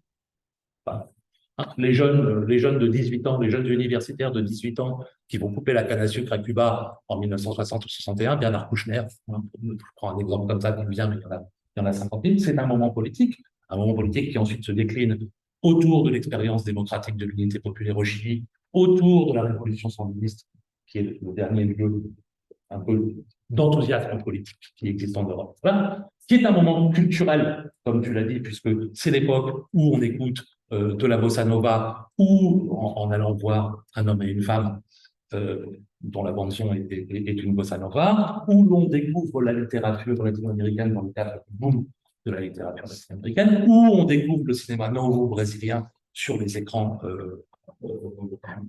parisiens et pas que parisiens. Donc c'est un moment culturel. Et je crois que c'est aussi un moment religieux ou un moment catholique. Et donc, moi, je ne sais pas si j'aurai la chance de vivre assez longtemps pour faire ça, mais je voudrais faire un livre là-dessus. Je voudrais faire un livre sur le moment latino-américain dans l'histoire de l'Europe. Voilà. Ce qui est vraiment, ça va extrêmement large. Et je pense que c'est une contribution très, très importante. Alors, non seulement pour la dimension des échanges, on va dire au sein des catholicismes européens et latino-américains, mais aussi par tout ce que disent ces acteurs des représentations que l'on a de l'Amérique latine et de la manière dont changent ces représentations entre la fin des années 50 et le début des années 80. Parce qu'en fait, à la fin des années 50, on est encore quand même dans des discours et des représentations qui sont sur le mode de l'exotisme. Et puis à un moment donné, l'expérience du terrain déplace les discours, transforme les discours, remet en question sans doute également les positions de surplomb à partir desquelles beaucoup regardaient l'Amérique latine. Et ça, je trouve que c'est particulièrement flagrant quand on lit cet ouvrage, justement, quand on le déplie temporellement. Les, les citations que tu choisis d'un certain nombre de tes acteurs au début des années 60 ne sont pas teintées du même regard sur l'Amérique latine que celles de la fin des années 70 ou du début des années 80. Et je pense que là, il y a une contribution qui est importante. Alors, pour terminer, parce que voilà, ça fait 20 minutes, donc pour terminer, alors je reprends des questions que je t'ai déjà posées dans la HDR, pas toutes, mais bon, mais qui me semblent des éléments de discussion très, très, très importants. Alors, tu disais dans ta conclusion, bon, finalement, qu'ont-ils ramené, quoi? La grande question, c'est ça. Ont-ils été des passeurs de quelque chose? Est-ce qu'ils ont essayé d'apporter sur un plateau, dans le contexte de la crise catholique française, des solutions qui pourraient être ou bien des solutions carrément liturgique, par exemple, ou tout simplement liturgique, ont-ils observé au concret pourquoi les gens vont-ils à la messe en Amérique latine, ne vont plus en France, etc., ou des solutions plus politiques. Finalement, là-dessus, je dis, bah, j'ai pas beaucoup de traces de cela, mis à part quelques exemples, mais qui sont des exemples très puissants, parce que l'exemple de Charles-Antoine, et de la création de la revue Dial, de diffusion de l'information sur l'Amérique latine, est quelque chose de formidable, parce qu'à un moment donné, tous les gens qui s'intéressaient un peu à l'Amérique latine à partir de la fin des années 70 étaient abonnés à Dial. C'était une source absolument essentielle pour se documenter alors, sur la région en général et sur l'évolution, sur les transformations de son champ religieux en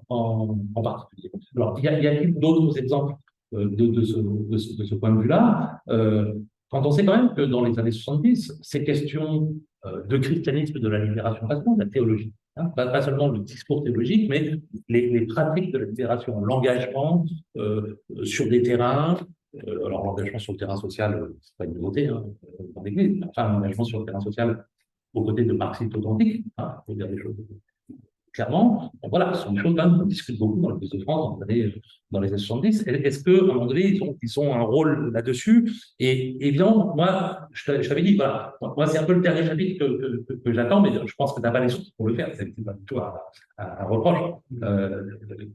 Alors, et est-ce que tout simplement, tu n'as pas les sources à un moment donné?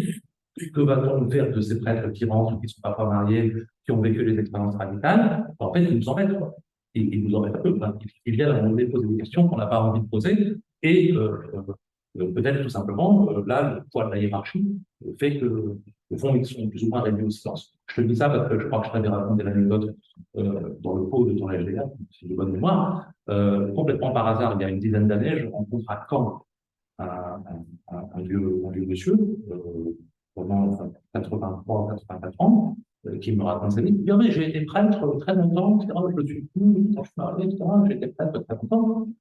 Et qui n'était jamais allé au Brésil, mais qui avait des amis qui allaient au Brésil, qui s'intéressaient énormément, pas tellement à la théologie de la libération dans sa production intellectuelle, mais aux communautés ecclésiales de base. Qu'est-ce que c'est qu'une communauté ecclésiale de base? Qu'est-ce que ça veut dire par rapport à l'organisation hiérarchique de mon diocèse, de ma paroisse, etc., etc., qui avait commencé avec 2 ou 3 copains à monter des communautés ecclésiales de base dans le ministère, et qui évidemment était fait là-dessus, notamment par sa hiérarchie. Bon, évidemment, moi, je serais très curieux de récupérer comme ça toute une série de témoignages pour voir un petit peu comment, effectivement, il y a pu avoir des effets retours à ces expériences de terrain qui ont tellement marqué ces individus. Parce qu'ils sortent marqués de ça.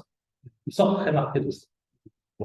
Donc ça c'est un peu la première grande question. Et puis la deuxième grande question, effectivement, alors je te l'avais posée, je te la pose un peu différemment, parce que justement, moi, je l'ai un peu resémantisé personnellement récemment. C'est effectivement, il n'y a pas beaucoup de protestants. Il n'y a pas beaucoup de protestants. Et en fait, les protestants, ils pourraient apparaître sous, donc je dis protestants là, au sens très large, hein, très générique, ils pourraient apparaître au moins sous 2 ans. D'abord, effectivement, la période que tu traites correspond à ce qu'on appelle les fusions pentecôtistes en Amérique latine, c'est-à-dire ce grand basculement qui fait que en 1945, 95% des latino-américains, en gros, hein, c'est de la statistique religieuse, se déclaraient catholiques, et aujourd'hui, dans un pays comme le Brésil, ils sont à 25%. Et donc, que s'est-il passé?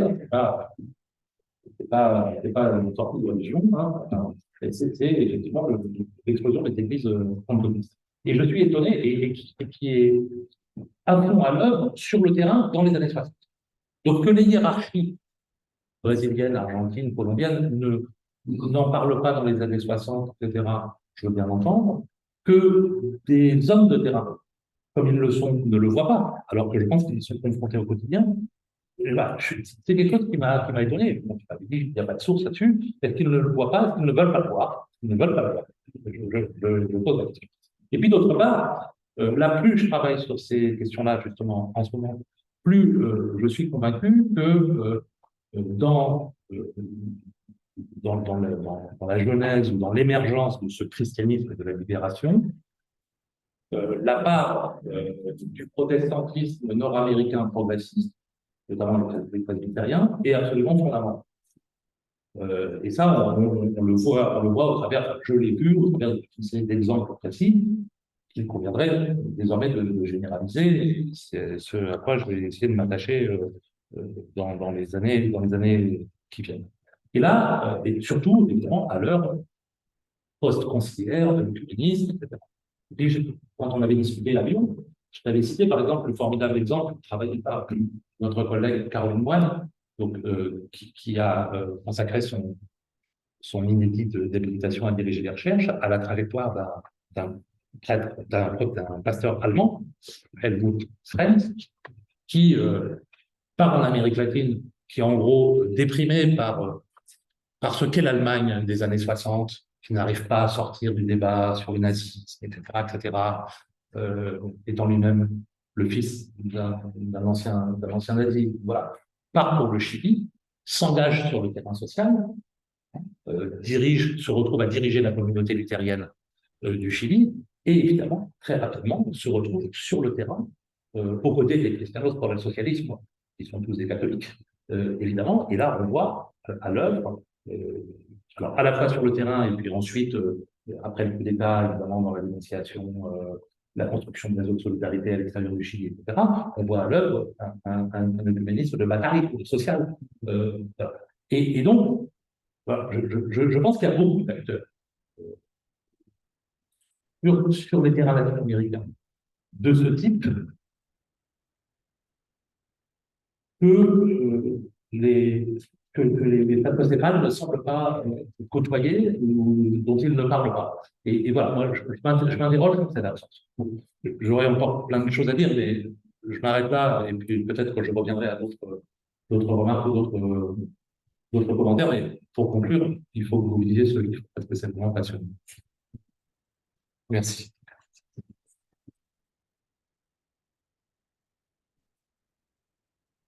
Merci, merci Olivier. Alors, on a 3 quarts d'heure, j'imagine. Oui, c'est ça, oui. fini bien un peu avant 8 heures. Alors, Olivier, il s'appelle tous les deux Olivier, je suis désolé. Il y a des questions qui ont circulé entre vous deux, donc peut-être, Olivier, tu pourrais répondre, et puis ensuite, on pourrait amorcer une discussion avec la salle. Et je pense qu'il serait prudent que tu prennes ma place. Comme ça, la discussion sera plus facile.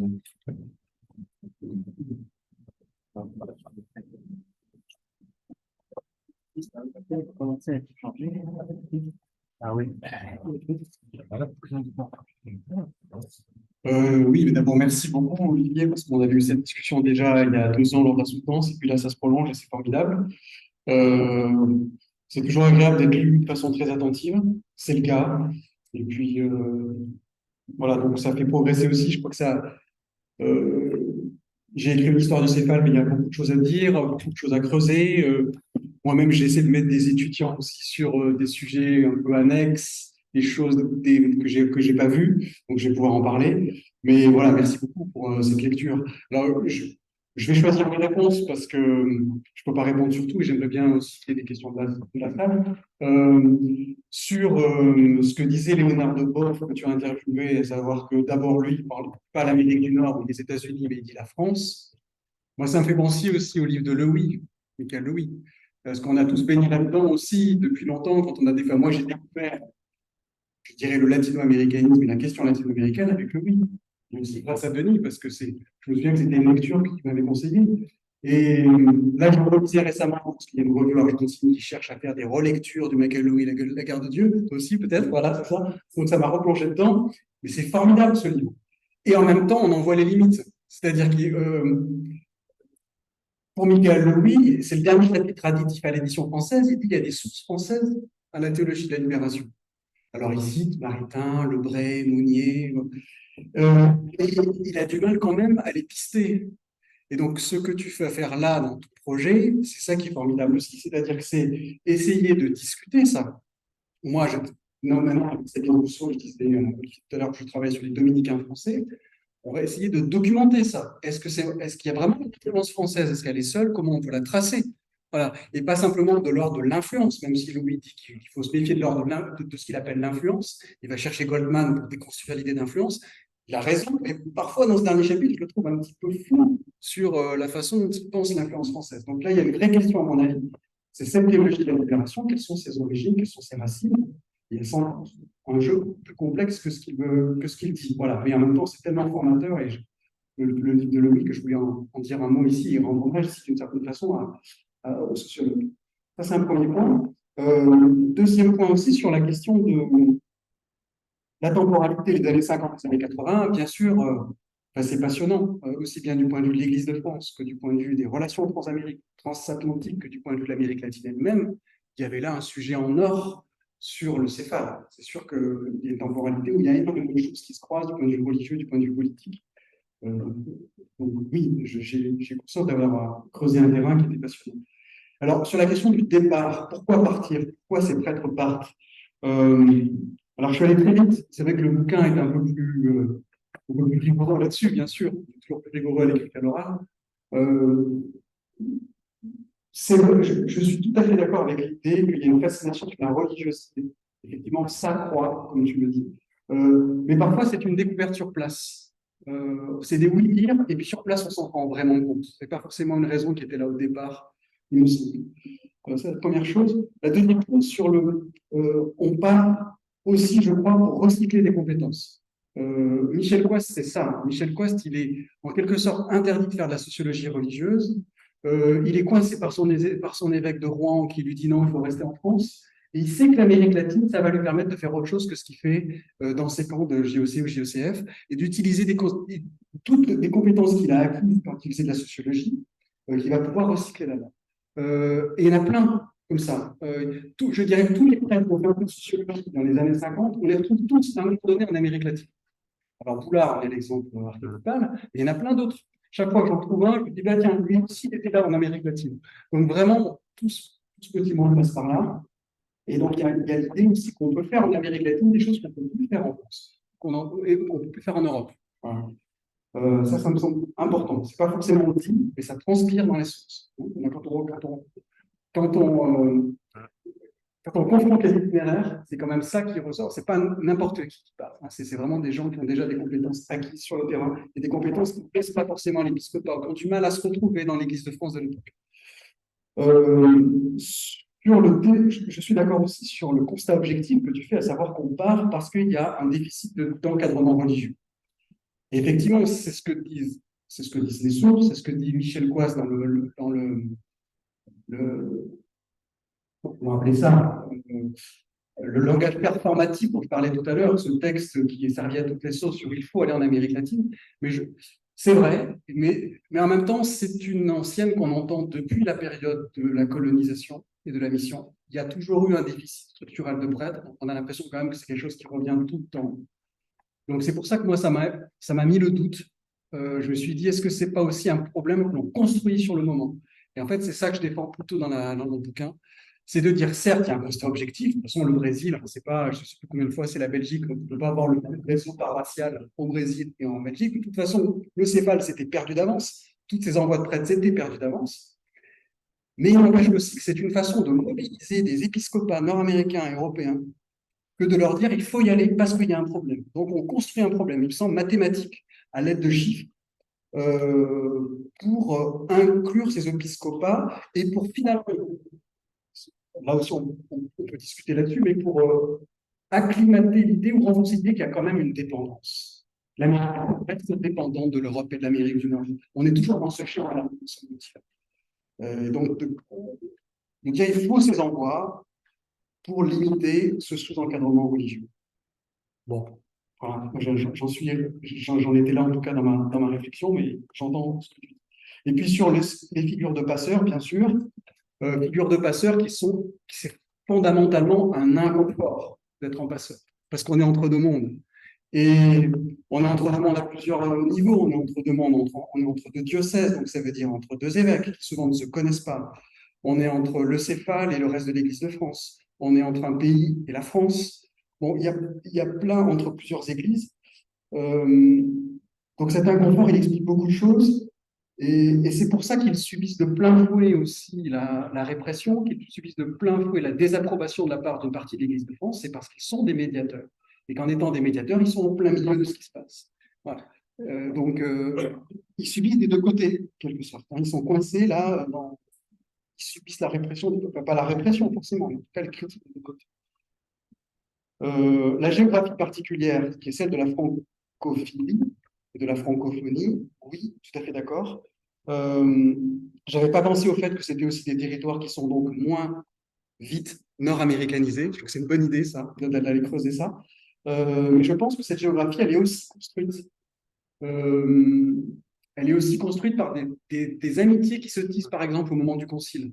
Elle n'est pas donnée d'avance avant le céphale. Voilà. Je crois qu'il y a des affinités qui se créent sur des réseaux qui existent déjà, sur les groupes extra-aulam au concile, sur le réseau Jésus Caritas, sur des gens qu'on a croisés à un moment donné dans un aéroport. Ryobe Illich, c'est ça, ils se sont croisés à l'aéroport de New York. À un moment donné, je crois que c'était Ryobe raconte en disant j'ai rencontré un homme pressé qui m'avait demandé s'il pouvait prendre la place dans l'avion, parce qu'il était pressé pour aller je sais pas où. C'est comme ça qu'il rencontre Illich.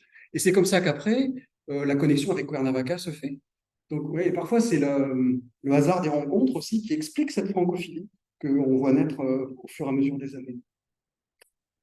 Voilà, et puis je ne vais pas prendre la parole trop longtemps, mais sur les effets retours en France, c'est une grande question. Dial, oui, bien sûr. Dial, c'est phénoménal. C'est des sources à disposition aujourd'hui en ligne, aussi, ça ne faut pas l'oublier pour comprendre l'Amérique latine. Tout est numérisé, tout est gratuit.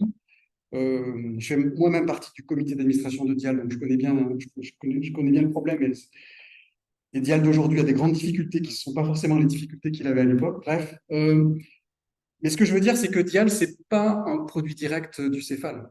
Hein, Dial, c'est un produit direct de Charles-Antoine qui a été à un moment donné, et peu de temps finalement, 5 ans au Brésil, qui revient en se disant je vais essayer de faire la même chose que ce que j'ai fait sur place, où déjà il avait créé un périodique sur ce qui se passait à Vatican II.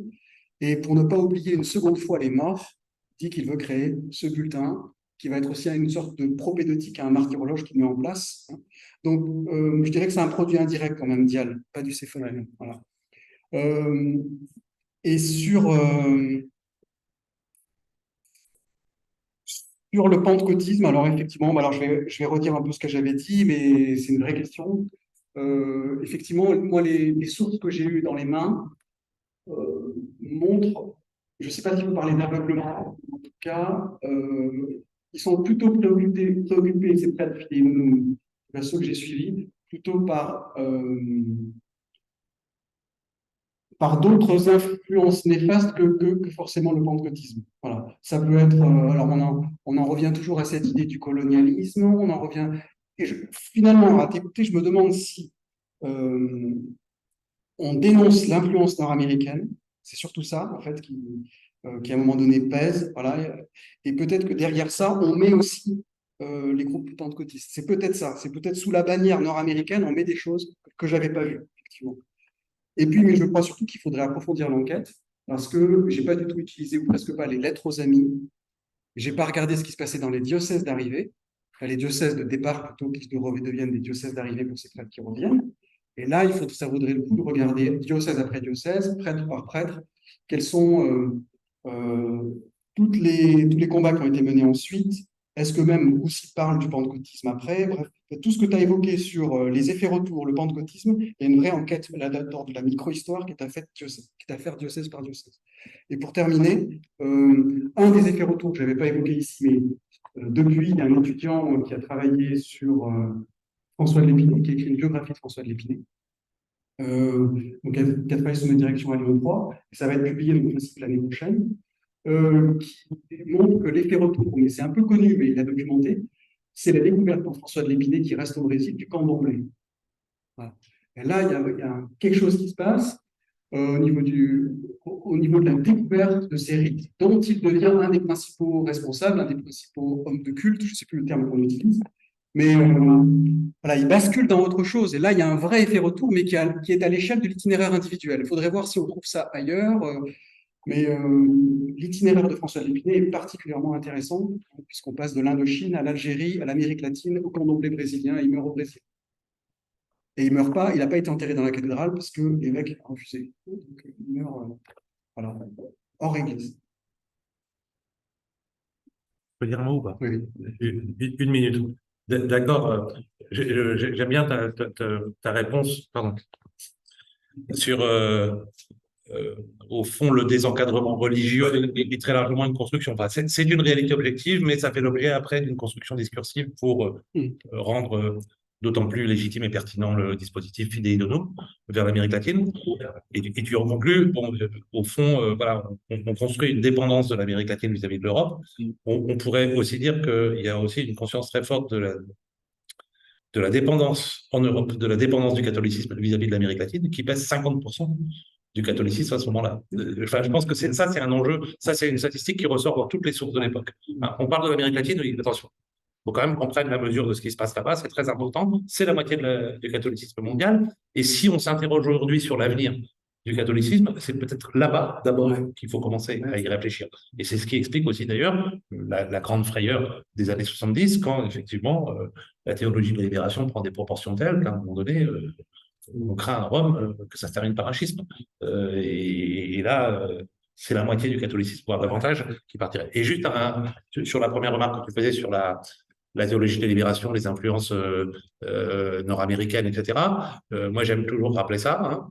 Le premier usage à l'écrit de la notion de théologie de la libération, de cette formule-là, c'est sous la plume d'un presbytérien brésilien, Rubem Alves, qui soutient sa thèse de théologie à Princeton.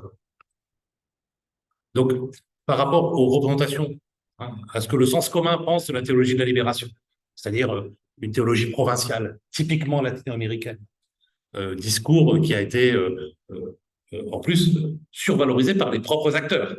Nous avons créé notre propre théologie. Nous sommes émancipés intellectuellement, etc. Bon, en vérité, elle naît elle naît à Princeton. Bon. Enfin, voilà, on peut discuter pas mal là-dessus. Bon, pardon. Merci. Peut-être on peut donner des remarques, des questions dans la salle. Jean-Marie, c'est parti de la mission de France. Par rapport à l'anthropos, quand il dit la France, il faudrait penser aussi francophone. Je pense en particulier à Louvain et à la place de François Houtard. Tout à fait. Absolument. Non, c'est sûr. Non. Alors, une petite rectification. On a fait heureusement pas dans votre livre. Dans la liste des prêtres et des origines de ces années, je ne sais pas comment vous avez calculé si c'est à partir de leur naissance. En tout cas, la mission de France est un diocèse qui a envoyé des prêtres, dont vous avez la liste d'ailleurs, mais je vous la donnerai.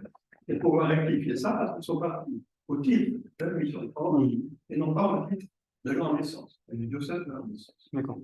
Je vous dis ça, c'est un détail, mais ce n'est pas à cause des questions que vous avez posées sur les passeurs et la réciprocité de l'expérience qu'on peut avoir. En effet, la mission de France a envoyé des frères en Amérique latine, comme elle en a envoyé d'ailleurs en Afrique, avant en Maghreb, et il y avait à la mission de France un secrétariat tiers-monde dans lequel Charles-Antoine participait, et on a vu passer beaucoup de prêtres latino-américains, et le dialogue, en particulier, n'était pas simplement journalistique, pas simplement de figure, c'est-à-dire même c'est important, moi je vais comme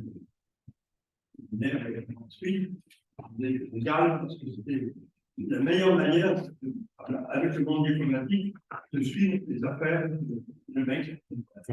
Bon. Alors, pourquoi la mission de France a envoyé des frères latines? C'était évidemment, c'était concile, encore un des premiers en 1900. Mais en 1904, jusqu'en 1996, 1998, 2013, il y a eu des frères de la mission de France en Amérique. Ils sont partis naturellement par solidarité avec l'institution des populations d'Amérique latine, en particulier les politiques. Et la mission de France, je ne sais pas, peut-être que vous ne le connaissez pas très bien, il y avait quand même des prêtres ouvriers. Les prêtres ouvriers en France qui étaient engagés vraiment par solidarité avec la ouvrière, qui étaient engagés aussi dans les syndicats, éventuellement les cotisants partis politiques, parce que le thème de l'injustice faisait partie naturellement de leur conception de l'évangile et de leur ministère presbytéral. Quand on a envoyé les textes, ça a été décidé à partir de 62, l'Assemblée générale. C'était justement, je vais préciser ça parce que ça répond exactement à la question. C'était pas pour simplement aider l'Amérique latine, c'était dans une perspective de dialogue et de réciprocité. Et en particulier, c'était pour décentrer à la mission de France elle-même la position des prêtres ouvriers, qui étaient naturellement coincés dans le dialogue, pour avoir une espèce de. C'est-à-dire, ils étaient même mieux que moi, ce sont des historiens de la mission de France, mais c'était effectivement pour relativiser les positions que nous avons en France, nous ouvrir à d'autres cultures, et cette question de cultures diverses était en plus pour nous, et demeure pour nous, quelque chose d'essentiel de penser la foi chrétienne en France dans une mutation de civilisation. C'est-à-dire que le fait d'être déplacé dans une culture autre, que ce soit en Amérique latine, que ce soit au Maghreb, que ce soit en Afrique, francophone, c'est le cas, nous obliger à penser la foi chrétienne dans le cadre d'une mutation culturelle et pas simplement d'une adaptation. Je ne sais pas si je suis très clair. Quand je dis ça, peut-être, je ne sais pas. Et vous disiez la parole. Voilà, c'est ce que je voulais dire. Merci. Je vous donnerai la liste. Très bien, merci. Alors, je ne sais pas s'il y a une réponse, si Oui. on demande à une Ouais, personne d'intervenir. Monsieur. Merci beaucoup pour cette présentation, c'était très, très intéressant, on apprend beaucoup de choses. J'avais deux questions qui vont peut-être répondre dans le livre, qui a un rapport d'abord avec le retour sur lequel on va revenir à la fin aussi pour cette expérience en France. Il y avait une première question sur tout à l'heure, vous disiez en fait une sorte de familiarité de copains. Est-ce que les prêtres, les genoux qui sont rentrés et qui n'ont pas nécessairement conservé la tâche institutionnelle, qui n'ont pas conservé nécessairement des liens avec l'Église d'origine dans le système de départ, est-ce que finalement, ce n'est pas la quand même permis de maintenir des liens de fraternité, de solidarité, y compris avec des prêtres qui ont un petit peu laissé de côté leur attache institutionnelle. Et ma deuxième question, aussi du coup sur cette voie organisative, c'est dans la production, ce n'est pas la réception du travail missionnaire qui est l'angle qui est l'approche dans le travail. Est-ce qu'il a existé finalement, j'imagine aussi, peut-être que les traces sont perdues, c'est difficile à trouver, mais est-ce que vous avez une idée de la quantité que ça a représenté de faire qui sont peut-être restés après un négatif, que pas forcément fait le choix de rester sur place, de ne pas revenir ensuite en France, ailleurs au moment de départ.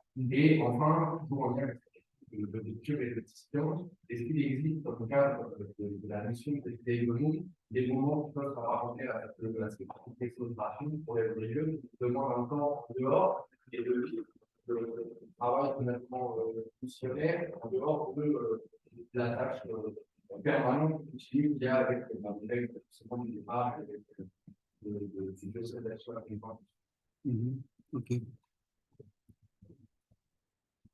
Ouais. Mais c'est aussi lui qui peut répondre. Hein. On n'est pas ouais. Il y a raison. D'accord. Vous me dites si ça va pas. Pour vous répondre d'abord, tout à fait d'accord avec vous sur Louvain, François Houtard. J'en parle dans le livre. Là, j'avais peu de temps, donc, mais j'essaye. Il y a une thèse qui a été soutenue il y a quelques années par Caroline Sapia à Louvain-la-Neuve sur le COPAL, sur le Collège pour l'Amérique latine à Louvain, et qui a été créé un petit peu avant le CEPAL. Et donc, cette étude-là me sert sans cesse d'éléments de comparaison pour savoir ce que fait le CEPAL, ce que fait le COPAL. Par exemple, le COPAL forme aussi linguistiquement, ce n'est pas le cas du CEPAL. Le COPAL a surtout envoyé au Brésil, me semble-t-il, alors que le CEPAL est un peu plus large. Bon, voilà, donc effectivement, le COPAL, c'est central.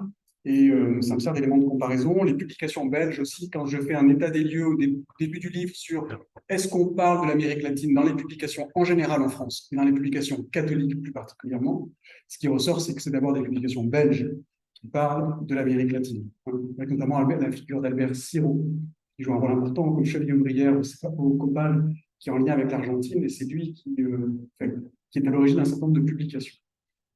Et donc là aussi, ça vaudrait le coup de faire une étude sur lui, à mon avis. Donc ça, c'est une première chose. Tout le reste, ben, moi, je prends volontiers tout ce que vous me dites là voilà, sur des rectifications. Je suis d'accord sur l'idée de réciprocité. C'est d'ailleurs pour ça que le comité épiscopal s'est appelé comme ça, France-Amérique latine, et non pas aide de la France à l'Amérique latine. C'était parce que c'était pensé initialement vraiment comme une réciprocité, des échanges qui devaient être à part égale, comme on dit. Ça n'a pas été le cas. En tout cas, ça ne s'est pas traduit de cette façon-là. Encore qu'aujourd'hui, avec la mission inversée, on pourrait sans doute faudrait aller jusqu'à nos jours. Mais en tout cas, à l'époque, ce n'est pas le cas. Mais il y a vraiment l'idée de réciprocité. Riobé y tient beaucoup et Bardone, son successeur aussi, à cette idée que on apporte des choses à l'Amérique latine, à ces pays d'Amérique latine, mais elle aussi a beaucoup à apporter à l'Église de France. Et une dernière remarque aussi sur ce que vous dites sur cet apport des cultures à la mission de France. Alors ça, c'est intéressant parce que il y a d'autres prêtres, enfin, il y a des prêtres, par exemple, du Prado qui partent en Amérique latine. Eux, j'ai pas l'impression, pour avoir regardé un tout petit peu les archives depuis, que ça soit ça l'idée de partir. Quand Ansel qui a plusieurs casquettes, il est à la fois membre du Céphale, fondateur du Céphale, évêque auxiliaire de Lyon et supérieur général du Prado, donc là, il cumule un certain nombre de fonctions qui fait qu'il est aux avant-postes. Quand Ansel envoie ses premiers prêtres pradosiens en Amérique latine, notamment au Chili et en Argentine, c'est pas dans une perspective interculturelle. Et je dirais même que le Prado après, prend de plein fouet la perspective interculturelle au moment où le Prado se sépare entre un Prado France et un Prado international. Donc, c'est-à-dire qu'eux, ils subissent la crise précisément depuis l'international. C'est parce que le Prado est devenu international que ça entre en crise en France. Donc, c'est intéressant parce que c'est pas le même schéma que ce que vous décrivez pour la mission de France. Voilà. Et puis, alors, pour les retours d'expérience, ben, c'est ce que je dis, c'est-à-dire que les études, il faut les mener. La filiale, je crois que oui, ce sont restés des copains, si j'utilise le même terme que ce que j'avais utilisé tout à l'heure, c'est un terme de l'époque, hein.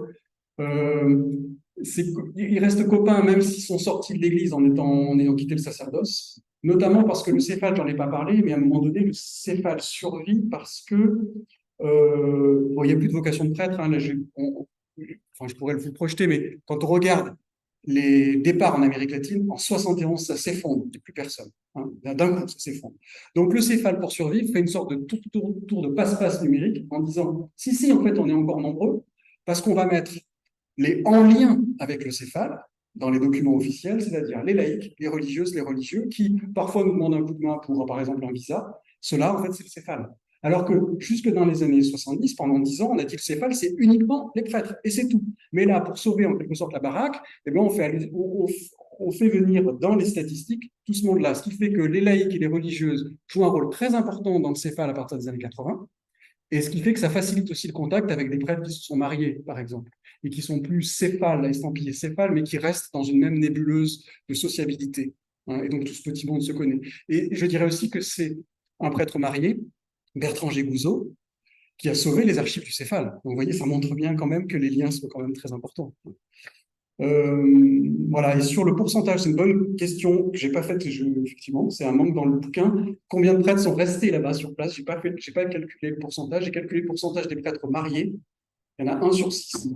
Un prêtre fidélum parti en Amérique latine qui s'est marié, soit sur place, soit au retour, soit avec une Française, soit avec une Brésilienne. Enfin, voilà, il y a même des tableaux qui sont faits au sein du céphale, ultra secrets, on ne peut pas les montrer. Catégorie A, catégorie B, catégorie C, pour savoir comment on se marie avec qui et tout ça. Mais donc, ça fait 1 sur 6. C'est à peu près ce qui se passe au Copal en Belgique au même moment. Mais j'ai pas calculé le nombre de ceux qui restaient sur place et c'est intéressant. Ça serait intéressant de voir ça. En tout cas, il y en a encore sur place et qui sont restés puisque la dernière réunion a eu lieu en 2018. Moi, je suis allé les voir en Salvador de Bahia en 2018. Les rencontrer, c'était la dernière rencontre qu'ils faisaient parce que ça s'épuise. Et il y en avait encore, ils étaient combien? Ils étaient une dizaine à être là.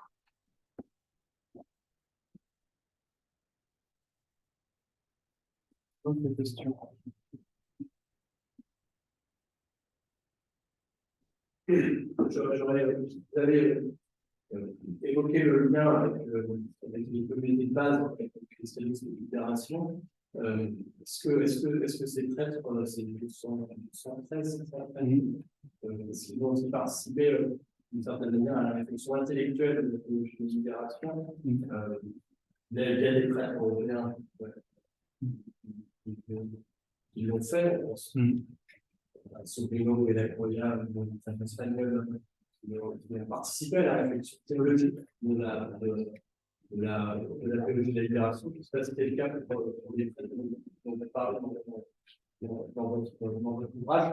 Et petite réflexion que je faisais en parler sur l'influence française sur la théologie de la libération.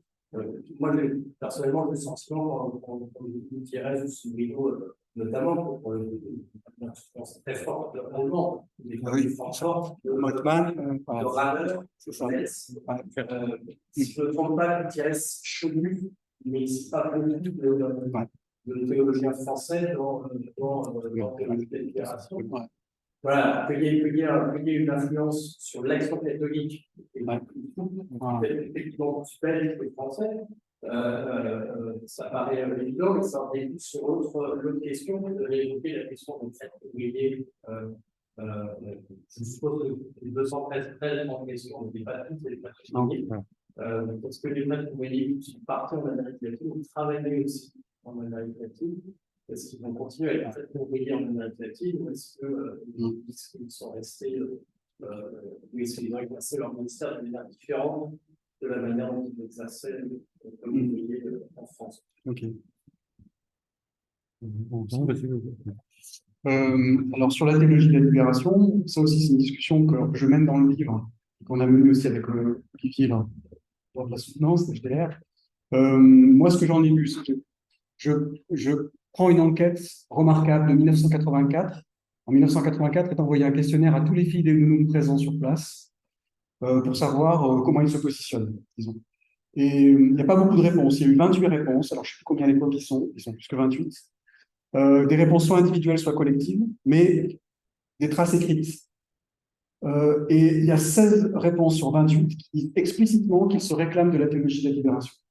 Donc, une petite majorité. En sachant que la plupart des autres parlent d'église des pauvres, par exemple, alors on peut discuter, mais il y en a tellement, il faut prendre l'inverse, il y a seulement deux réponses sur 28 qui disent qu'ils ne se reconnaissent pas du tout dans la théologie de la libération et qui même la déconstruisent. Donc ça vous donne quand même une nette orientation. Cela étant, moi je pense qu'ils sont plus effectivement dans l'ordre d'une pratique, ce que disait Olivier tout à l'heure, plus que dans une réflexion théologique. Ils accompagnent les communautés ecclésiales de base, ça volontiers, c'est même leur job, je dirais, quotidien. Ils critiquent les évêques conservateurs, ils se reconnaissent volontiers dans des évêques latino-américains qui se réclament de la théologie de la libération, donc tout ça c'est quand même des indicateurs, mais ils refusent la catégorisation, souvent, en disant que c'est des catégories, je dirais au moins sociologiques, c'est des catégories de chercheurs, c'est pas leur catégorie à eux, de la praxis. Et il y a une sorte, alors j'ai employé le terme dans le bouquin, d'anti-intellectualisme de ce point de vue-là, de ces prêtres-là sur le terrain. Ils veulent vraiment être au ras du terrain. Je prends l'exemple de Pierre Dupuy au Chili. Alors Pierre Dupuy, c'est pas n'importe qui non plus, hein, c'est un des plus radicalisés aussi, qui est membre du Parti communiste, membre de la CGT. Bon. Mais j'ai retrouvé une citation qui dit, peu importe, il dit ça dans la réponse, est-ce que vous êtes théologie de la libération? Il dit, peu importe, on ne peut pas la prêcher sans la trahir, on ne peut pas l'étudier sans la vivre. Voilà. Alors, je ne sais pas si c'est représentatif de tous ses collègues, mais il y a l'idée qu'on la pratique avant de la penser, et si on en fait, peut-être, mais ce n'est pas le plus important. Et j'ajouterais que l'engagement, c'est ce qui a été dit aussi tout à l'heure, c'est que ce qui est nouveau avec la théologie de la libération, ou avec le christianisme de libération, si on prend comme mouvement social et pas simplement comme pensée, hein, pour reprendre le oui, c'est moins l'engagement à l'égard des populations pauvres ou opprimées, parce que ça existe déjà dans le catholicisme, mais c'est le fait que c'est le changement de paradigme que ça opère dans l'Église, hein, ou la tentative de changement de paradigme, c'est-à-dire le fort capital symbolique que ça véhicule, la théologie de la libération. C'est pas l'invention d'une présence auprès des pauvres, ça existe depuis longtemps, mais c'est ce que ça veut dire, je dirais presque en termes ecclésiologiques, si cette théologie de la libération arrive à un certain niveau de responsabilité. Voilà. Et puis pour compléter, pour terminer, il y a une redécouverte de la Bible qui est intéressante chez certains nombres de ces prêtres, par exemple Bernard Huro et Ricardi au Chili en 71, qui publient une Bible latino-américaine, Biblia Latinoamericana. Donc, ils traduisent l'Ancien et le Nouveau Testament en espagnol. Et ça, c'est signalé au Céphale comme un des grands apports. Tout à l'heure, on parlait d'apports. C'est un des grands apports aussi, peut-être de ces prêtres-là, mais c'est un apport pour l'Amérique latine. C'est d'avoir traduit cette Bible en espagnol. Et donc, tout ça pour dire qu'ils redécouvrent la Bible. Certains disent dans les réponses en 84, il y a un groupe qui dit, c'est le groupe de Nova Iguaçu qui dit l'Amérique latine, finalement, c'est la Bible continuée. Récent, le prêtre en 84 qui dit ça, c'est la Bible continuée, une définition de l'Amérique latine. Et puis Charles-Antoine, c'est quand même, il y a une grosse attention qui est portée sur les psaumes. Charles-Antoine, dans ses martyrologes, tout le temps, il met en lien avec les psaumes. Gabriel Longueville, qui était quand même radicalisé, qui meurt sous les balles des mitraillettes de Videla, il avait toujours son psautier avec lui.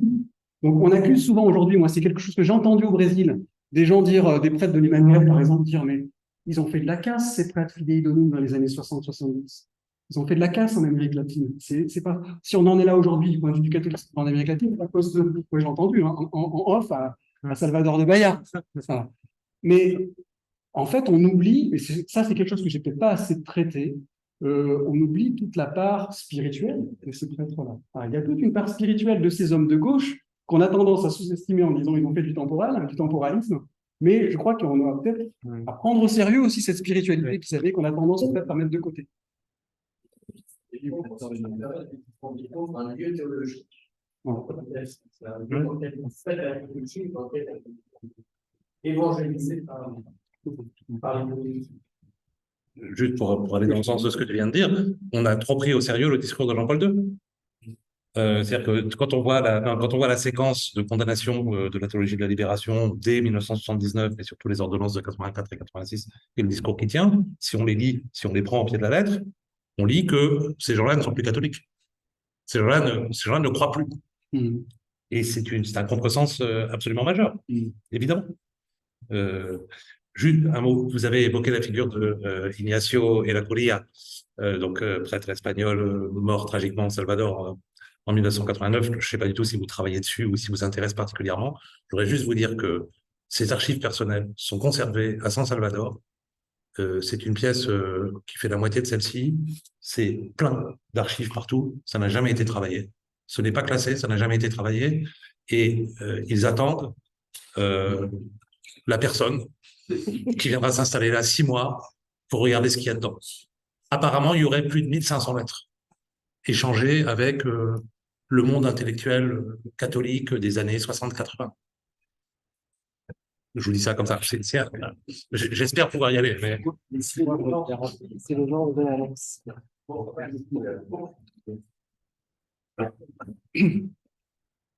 Ah, mais j'en ai.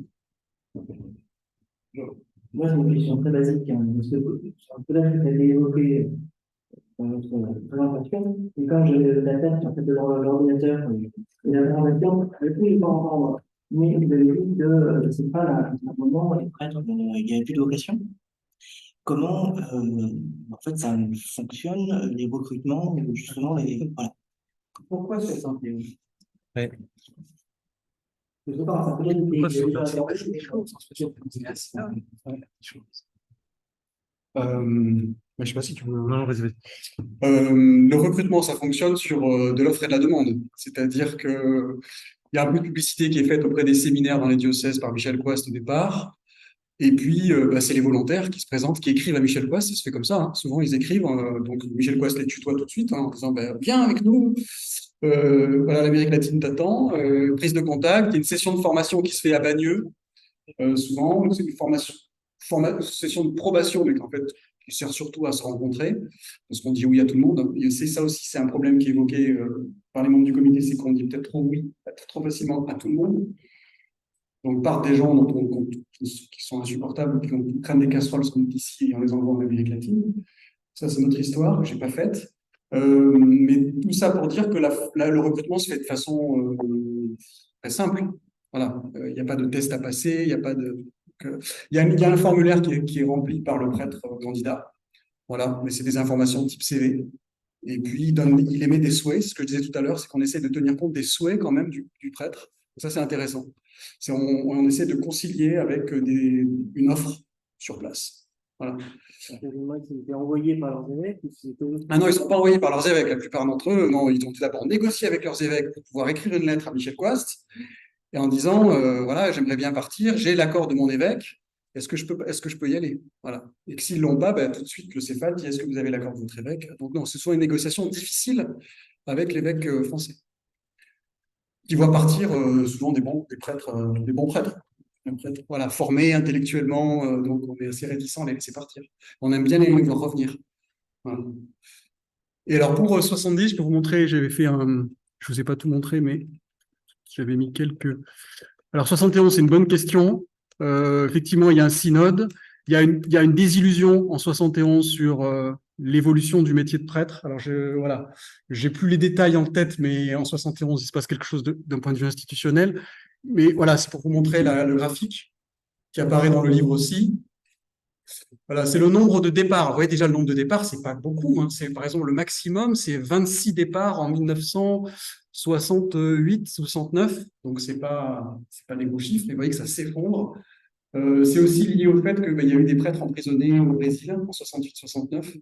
Donc ça a quand même un écho dans la presse, y compris pas dans la presse professionnelle, y compris dans le monde. Il y a le monde qui suit les affaires. Donc c'est quand même assez large. Donc peut-être qu'on s'interroge à deux fois avant de partir. Voilà, mais ça, c'est vrai que j'ai pas. Voilà, ce serait à interroger aussi. Mais c'est assez brutal. Pourquoi c'est des pics? Pourquoi les deux pics de. Alors, c'est pas significatif, je pense, les deux. Enfin, sur des échantillons comme ça, entre 15 et 20 personnes, entre 15 et 25 personnes, je suis pas sûr que ce soit voilà, vraiment significatif. Il y avait, je sais pas si je vous ai mis d'autres cartes. Voilà, ça, c'est un départ de prêtre Léonome à Orly. Guy-Marie Riobé est sans doute au Mexique, au milieu des enfants mexicains. Parce qu'il y a la jeunesse aussi. La jeunesse, c'est un thème très important pour tous ces. Voilà, c'est un continent jeune, ce que tu disais tout à l'heure. C'est l'avenir du catholicisme, mais c'est un avenir du catholicisme, oui, mais à condition qu'il soit formé. C'est un catholicisme en adolescence. Si on le laisse comme ça, même si c'est le réservoir du futur, il va se faire manger. Donc, il faut l'aider. C'est pour ça que je pense qu'il y a quand même cette idée de la dépendance. Il faut une aide extérieure, hein, comme un adolescent qui a besoin d'une tutelle. Voilà, ça, c'est ceux dont on a parlé aujourd'hui. Donc, veuillez rapidement. Armand Le Bourgeois, qui joue un rôle important comme eudiste, supérieur des eudistes. Et puis, alors ça, j'avais mis ça. Voilà, Illich, on n'en a pas beaucoup parlé d'Illich ce soir, mais il joue un rôle fantastique. Là, il y a des archives, dans les archives du CEPAL, on découvre un Illich voilà, comment dire, concret avant sa célébrité qui viendra après, avant ses grands livres. Et donc, c'est formidable de le voir correspondre avec Riobé ou avec d'autres sur la formation qu'il propose. Alors, il est 8h moins 10. Est-ce qu'il y a peut-être un petit peu de temps pour une question, s'il y en a encore? Je vais seulement apporter un petit témoignage, parce que j'en ai dit un mot à Dominique Pelletier tout à l'heure, qui était l'opinion de Hans-Gustav Balthasar sur la théologie de la libération. C'est un souvenir pour une rencontre privée, pour une réunion. On a une petite réunion intermédiaire qui avait lieu chez lui à Bâle. Je pense que c'était autour de 1980. Et à un moment donné, il fait donc les éditions de communion commencent à se multiplier et il fait part d'une candidature qu'il rejette. Cette candidature, c'est celle d'une association qui n'était pas connue, une société de prêtres pas connue à l'époque, c'était les Légionnaires du Christ. Il dit vous ne connaissez pas le peu que j'en sais, j'ai rencontré ce frère Maciel, je ne sais pas ce qu'il y a, mais il n'est pas net. Et tant qu'à faire, de toute façon, d'après ce que je sais de leurs activités, de leurs principes, de leur enseignement, je préférerais nettement que nous trouvions des théologiens de la libération. Pourquoi surprise de la plupart des. J'ai écouté, j'ai donné deux arguments, je me rappelle très bien. Le premier, c'était chrétiennement parlant, ils ont raison, ce sont eux qui sont les véritables serviteurs de l'évangile dans le siècle. Alors, je suis sûr par ailleurs que Balthasar avait sans doute des correspondants en Amérique latine. On ne serait pas surpris qu'on retrouve des lettres de Louis dans les articles que vous avez. Et pour lui, il n'y avait pas de doute que chrétiennement, c'était ceux-là qui étaient dans le vrai. C'était les véritables défenseurs de la foi et de l'Église en Amérique. Deuxièmement, disait-il, je ne crains pas la contamination du marxisme. Parce que la plupart de ces gens-là ne savent pas ce que c'est que le marxisme philosophiquement, ni historiquement. Ils n'ont pas été initiés aux méthodes du trotskisme. Et puis l'argument suprême, ça c'était la réserve donc là, de toute façon, ça n'ira pas très loin. Le marxisme est philosophiquement et politiquement riche. Donc il n'y a rien à Alors, je trouve que ce témoignage est absolument passionnant. Je ne suis pas certain qu'il ait raison quand même lorsqu'il dit qu'il ne connaît pas le marxisme. Hein. Je ne suis pas du tout certain. Le marxisme était, de toute façon, Oui, ça d'accord. Qu'il sente, qu'il pressente en 1980 que le socialisme réel est sur le point de mourir, je l'entends bien. Mais c'était au niveau philosophique. Le marxisme, la position de Balthazar, c'est oui, j'entends bien. À l'époque, supposons que la philosophie postérieure en Marx est nulle et ne pas servir. Cela n'est pas vrai. Ne serait-ce que parce qu'il y a eu Nietzsche, Oui. Et la Et pour moi, votre remarque, mais ça renvoie à une série de discussions qu'il y a eu tout à l'heure. Pour moi, il y a quelque chose qui se passe. Je suis toujours étonné de la manière dont Rome a traité la question de la théologie de la libération dans les termes dans lesquels avait été traitée la crise du modernisme au début du XXe et la crise du progressisme dans les années 50. C'est-à-dire les termes d'une pensée théologique qui céderait trop à une modernité philosophique. Alors que pour moi, et de ce point de vue-là, les prêtres sur lesquels travaille Olivier sont très intéressants, la vraie question était une question ecclésiologique et non pas théologique. C'est-à-dire, au fond, qui est légitime presque à décider, en tout cas à participer à la décision dans la théologie de la libération, c'est les laïcs, c'est les gens de base. Et là, on est dans un enjeu qui n'est plus tout à fait un enjeu théologique au sens classique du terme, théologico-philosophique. On est dans un enjeu ecclésiologique. Et moi, j'ai toujours l'impression que Rome a compris sur un mode philosophique quelque chose qui se déployait autrement. Et que c'est comme ça qu'ils l'ont condamné en... Rome peut toujours taper, donc il condamne. Mais en même temps, les choses résistent parce que Rome se trompe dans la manière dont elle condamne. Et je trouve que de ce point de vue-là, tes personnages, et ça renvoie aussi à ce que vous disiez sur les raisons pour lesquelles les gens de la mission de France partaient. Et ça revient aussi à la question, est-ce qu'ils ont produit de la théologie? Non, c'était juste sur le terrain. Et c'est aussi pour ça qu'ils sont intéressants. Parce qu'ils sont sur le terrain où il se passe à ce moment-là quelque chose de nouveau. Et je pense qu'on pourrait dire la même chose dans certains pays d'Afrique et dans certains pays d'Asie du Sud-Est, au même moment. Voilà, enfin, c'est aussi un peu pour ce que j'avais envie de dire deux mots. Je confirme le jugement de Didier, c'est-à-dire l'idée, ce livre, il est absolument passionnant. Il est vraiment passionnant. Je crois qu'il faut qu'on s'arrête. Je pense que Martin a sûrement une annonce à faire pour la séance suivante. Oui, parce qu'effectivement, il est ensemble, et comme Olivier a dit que on prendra l'info. Effectivement, on ne peut pas qu'on prolonge. On a l'habitude de suivre notre séance. On se retrouve le 7 décembre. Alors, on va partir en histoire médiévale, histoire religieuse médiévale. C'est le livre d'Olivier Anne, Pape en guerre, la papauté et la violence armée au Moyen-Âge.